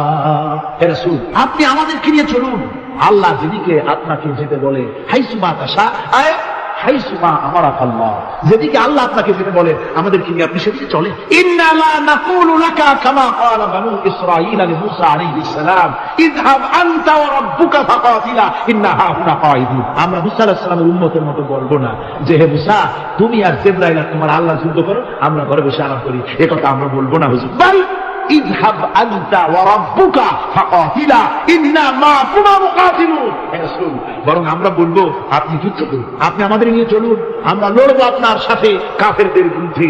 ততক্ষণ পর্যন্ত লড়বো মা দামাত আইনু মিন্না তাতাররাফ। ও রাসূল, যতক্ষণ আমাদের চোখের একটা পাতাও নড়ে ততক্ষণ আপনার সাথে আমরা লড়বো। সুবহানাল্লাহ। মানে জীবন যতক্ষণ আছে আপনার সাথী হয়ে কাফেরদের বিরুদ্ধে লড়তে থাকবো। হুজুর খুব খুশি হয়ে, হুজুর কি হলেন? দারুণ খুশি হয়ে। আল্লাহ নবী খুশি হয়ে বললেন, ও সাহাবীরা, তোমাদের মানসিক অবস্থা যখন এই কুমু বিনা ইলা জান্নাতিন জান্নাতুন আরদুহা কারদিস সামাওয়াতি ওয়াল আরদ। ও সাহাবীরা, তোমাদের মানসিকতা যখন এমন, তখন আমার সাথে তোমরা দাঁড়াও, আমার সাথে উঠো, আমার সাথে চলো জান্নাতের দিকে। রাসূলুল্লাহ বলেন, আমার সাথে চলো। কোন বেহেশত? এমন বেহেশত যে বেহেশতের বিশালতা আর প্রশস্ততা ওই বিশাল আকাশ আর জমিনের চাইতেও বেশি। এই বিরাট জান্নাতের দিকে চলো। আমার ফাতামা উমাইর বিন হামাদ ওয়া কানা ইয়াকুল তামা। যুবকেরা, তোমাদের মতো তরুণ, তোমাদের মতো এক যুবক যার নাম ওমায়ের, তিনি দাঁড়িয়ে গেলেন, হাতে ছিল খোরমা। খোরমা খাত দেখেন, বক্তৃতা হয়, মাঠে ওয়াজ নসিহত হয়, আর যুবকেরা দাঁড়ায় দাঁড়ায় বাদাম হয় না, ওই সাহাবী ওই সমস্ত বাদাম টাদাম হয়তো পায় না, খোরমা খাত, খোরমা চাবাচ্ছে, বিসি ফেলায় দিচ্ছে, আর এইভাবে খাচ্ছে। আর হুজুরের কথা শুনে অময়ের বলছেন, বাহ বাহ, এটা কি আঞ্চলিক শব্দ? এর অর্থ হচ্ছে আয়মা আযমাহু ওয়া মা আহসানা। হে রাসূল, আপনি কত সুন্দর কথা বললেন, আপনি কি বিশাল কথা বলেছেন, কত বড় কথা বলেছেন। জিহাদ করলে, জান দিলে এমন বেহেশত পাবো, জান্নাতুন আরদুহা কারদিস সামাওয়াতি ওয়াল আরদ, যে বেহেশতটা হবে ওই বিশাল আকাশের চাইতে এমন বেহেশত পাবো। ওয়াল্লাহি লাউ কুনতু হাইয়ান হাত্তা আকিলাহুম ইন্নাহা লাহায়াতুন তাবিদ। আল্লাহর কসম, আমি যদি হাতের সবগুলি খোরমা খেতে যাই তাহলে তো অনেক সময় লাগবে, বেহেশতে যেতে দেরি হয়ে যায়, অনেক দেরি হয়ে যাবে বেহেশতে যেতে। ফারামা বিহিন্না, হাতের সবগুলি খোরমা তুমি ফেলে দিন। ও যুবকেরা, হযরত ওমর তোমার মতো যুবক খোরমা খাওয়া সহ্য করলেন না আল্লাহর জান্নাতে যাওয়ার লোভে। জান্নাতে যেতে দেরি হয়ে যাবে, আল্লাহর সঙ্গে দিদার করতে দেরি হয়ে যাবে, এই মনে করে হাতের খোরমাগুলি ফালায় দিলেন, জিহাদের ময়দানে ঝাঁপায় পড়লেন। হাদিস শরীফে এসেছে, ওমায়ের জিহাদ করে বেশ কিছু কাফেরদেরকে নিহত করে নিজেও শহীদ হয়ে গেলেন। রাসূলুল্লাহ বদরের শহাদাদের জানাজা করার সময় একজন সাহাবী বলে দিলেন, হুজুর, এই সেই ওমায়ের, আপনি যখন বেহেশতের কথা বলছিলেন, খুরমাগুলি খাওয়ার তর সহ্য হয় নাই বেহেশতে যাওয়ার জন্য, এই সেই ওমায়ের। আল্লাহ নবী ওমায়ের কাছে দাঁড়ায় আঙ্গুল দিয়ে তার শরীরের দিকে দেখায় বললেন, ইন্নাকা মিন আহলিহা। ও যুবক, যেই বেহেশতের জন্য খুরমা খাওয়ার সময় তুমি পাও নাই, আমি নবী সাক্ষী দিচ্ছি তুমি অবশ্যই সেই বেহেশতের অধিবাসী, ওই বেহেশত তোমার জন্য। সুবহানাল্লাহ। আমার ভাইরা, কিয়ামতের দিন এই জান্নাত আল্লাহ রাব্বুল আলামিন দান করবে ওই সব লোকদের জন্য যারা জান দিবে, মাল দিবে, রক্ত দিবে আল্লাহ দ্বীনের জন্য। কিসের জন্য? আল্লাহ দ্বীন কায়েমের জন্য। যারা জান মাল লক্ষ্য করে দেবে, জীবনকে উৎসর্গ করে দেবে, তাদের জন্য আল্লাহ পাক এই নাথ নিয়ামত রেখেছে। তরুণদের বলতে চাই, যুবকদের বলতে চাই, আর বাতিলের পেছনে ঘুরো না, আর তোমার ওই সব নেতাদের পেছনে ঘুরো না যারা নিজেরাও নামাজ পড়ে না, তোমাকেও নামাজের কথা বলে। তারা নিজেরা মিথ্যা কথা কয়, তোমরা টের পাও না? কি বলেন, টের পাওয়া যায় না? মারামারি করে নিজেরা, আর বদনাম দেয় অপারের উপরে। চোখের সামনে যারা এরকম পারে, চোখের সামনে যারা এরকম পারে, তাহলে রাত দিন 24 ঘন্টা তাদের আমলটা কেমন? এদের পেছনে ঘুরে কোনো লাভ নাই। কোনো লাভ আছে? একটা লাভ আছে, সেই লাভটা হচ্ছে টাটকা কিছু সুখ পেতে পারে, কিছু মদের টাকা, কিছু হোটেলের টাকা, কিছু পরের মেয়ে নিয়ে ঘোরার টাকা, কিছু ভ্রমণের টাকা, কিছু অস্ত্রপাতি, ত্রাস সৃষ্টি করা। আর ত্রাস সৃষ্টি করবার কয়টা অস্ত্রের মালিক হয়েছে? যুবক, তরুণ, বিপদগামী তরুণদের বলবো, সরকার অননুমোদিত অস্ত্র যাদের কাছে আছে, শুনে রাখ, এই অস্ত্র কাউকে ক্ষমা করে, এই অস্ত্র কাউকে ক্ষমা করে। সাপ প্রসাদ, যে সাপ তুমি দুধ কলা দিয়ে পোষো, ওই সাপ তোমাকে আবার দংশন করবে। ওঝা মরে না মরে না, সাপ খেলা যারা দেখায় তারা মরে কিনা, ওই সাপই তাকে কাটে। সুতরাং গভর্নমেন্ট অনুমোদিত অস্ত্র তোমার কাছে, পাইপ গান, রিভলভার, স্টেন গান, এলএমজি, আদমজি, কত রকমের অস্ত্রপাতি যুবকদের কাছে। ঘুম নাই, সারা রাত অস্ত্র থাকে কাছে, আর কি কি লাল পানি খাইয়া চোখ দুইটা থাকে, এত বড় দেখলেও ভয় করে, মাথায় ভাল্লুকের মতো। মানুষ মারো তোমরা, মানুষ মারো। আহা, যারে মারলাম একটুখানি বিবেক দিয়ে চিন্তা করো, যাকে মেরেছ ওই রাত্রে তার বাড়ির কাছে যাও, ওই রাত্রে গোপনে তার বাড়ির কাছে গিয়ে দেখো তার মা কিভাবে তার সন্তানের জন্য কাঁদতেছে, মায়ের কোলটা খালি হয়েছে বলে কিভাবে কাঁদতেছে, তার বাবা কিভাবে কাঁদতেছে, তার বউ থাকলে কিভাবে ছটফট করতেছে, তার পরিবার টুকরা সন্তান থাকলে কিভাবে আব্বা আব্বা বলে কাঁদতেছে। যারে গুলি করে মেরেছো একবার বাড়ির কাছে গিয়ে কান পাতা শোনো। মনে রাখো যুবক, সন্ত্রাসীরা, শুনে রাখো, অস্ত্র দিয়া মানুষকে যারা মেরেছো, আল্লাহর কসম করে বলি, যেভাবে মেরেছো ওইভাবে তোমাকেও নিহত হতে হবে, কোনো সন্দেহ নাই। বাড়িতে গিয়ে ডায়েরিতে লিখে রাখো আমার কথা, আমার বাড়িতে গিয়ে ডায়েরিতে লিখে রাখো, ডায়েরিতে লিখে রাখো, যদি তুমি কাউকে হত্যা করে তার বউকে যদি বিধবা বানায়, তোমার বউ বিধবা হবেই। তুমি যদি কারো ছেলেকে এতিম বানায় থাকো, তোমার ছেলেকে আল্লাহ এতিম বানায় রাস্তায় ভিক্ষা করায় ছাড়বে। তুমি যদি কারো বাপকে মাকে কাঁদায় থাকো, আল্লাহ রাব্বুল আলামিন তোমার মা বাপকে কাঁদাবে। তুমি যদি বেয়নতের খোঁচা দিয়া, ড্যাগারের খোঁচা দিয়া একটা মানুষকে যদি বুক ফেলে থাকো, তোমার বুকটা ঝাঁকড়া করে দেওয়ার মতো অস্ত্র আল্লাহ তৈরি করে রেখেছে। বিশ্বাস করো, বিশ্বাস করো। অননুমোদিত অস্ত্র খানায় জমা দিয়ে দাও, মসজিদে ঢোকো, নামাজ পড়ো, চরিত্রবান হয়ে যাও। তোমাদের প্রতি আমার উদাত্ত দাওয়াত, আমার বুক ভরা দরদ। তোমাদের বিরুদ্ধে আমাদের কোনো বিদ্বেষ নাই, হিংসা নাই, আছে কলিজা ভরা দরদ। দেখতে পাচ্ছি জাহান্নামের দিকে যাচ্ছে, এ পথটা কোন দিকের পথ? জোরে বলেন, কোথাও পথ? ওই নেতাদের পিছনে আর চলো না, তওবা করো। ওই নেতাদের পিছনে আর যাবে না যারা তোমাদেরকে টাকা দেয় আর অস্ত্র দেয়, যারা তোমাদেরকে মদ দেয় আর নারী দেয়, ওদের পিছনে আর চলবে না। ওয়াদা করো। যুবকরা কি পারবে ওয়াদা করতে? ওই সব নেতাদের পিছনে জীবনে আর যাবে না, ওয়াদা করতে পারো? হাত উঁচু করে দেখাও যুবকেরা।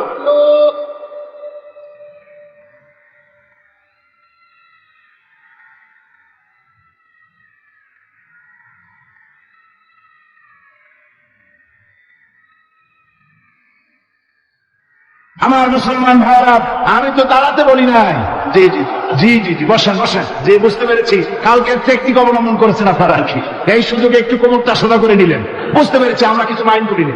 এখন বসেন, বসেন, তাড়াতাড়ি বসে না, কথা আমার অনেক সময় কম, না তাড়াতাড়ি শেষ করবো। বসেন। আপনারা না বসলে তো কথা বলতে পারবো না, বসতে হবে। অত্যন্ত জরুরি জরুরি কথা আছে, সেই কথাগুলি আমাদের শুনতে হবে। যেহেতু এই মাহফিলের পর আবার আপনাদের সামনে কথা বলতে পারবো, এর কোনো গ্যারান্টি নাই। আছে নাকি কোনো গ্যারান্টি?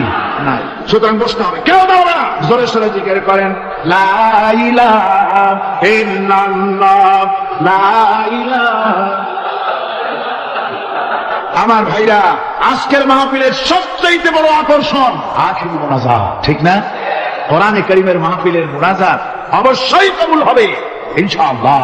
এত মানুষের দোয়া আল্লাহ ফিরাতে পারেন না। তার নাম রহমান, তার নাম রহিম, তার নাম গফুর, তার নাম গফফার। বান্দার দোয়া কবুল করাই তার কাজ। সুতরাং নড়াচড়া আদৌ করবেন না, যার যার জায়গায় বসে থাকুন। না বসলে আপনারা যদি হাতের মাঝে মধ্যে দাঁড়ান, এটা খুবই বিরক্তির উদ্রেক করবে। ভাইয়েরা, আমি সকলকে সেজন্য বলতে চাই যে আমরা আল্লাহর দ্বীন প্রতিষ্ঠার জন্য এই জিহাদের কথা যে আল্লাহ বলছে, এই জিহাদের জন্য আমরা জান মাল সব কিছুকে উৎসর্গ করতে চাই। আল্লাহ যেন কবুল করেন, সবাই বলেন আমিন।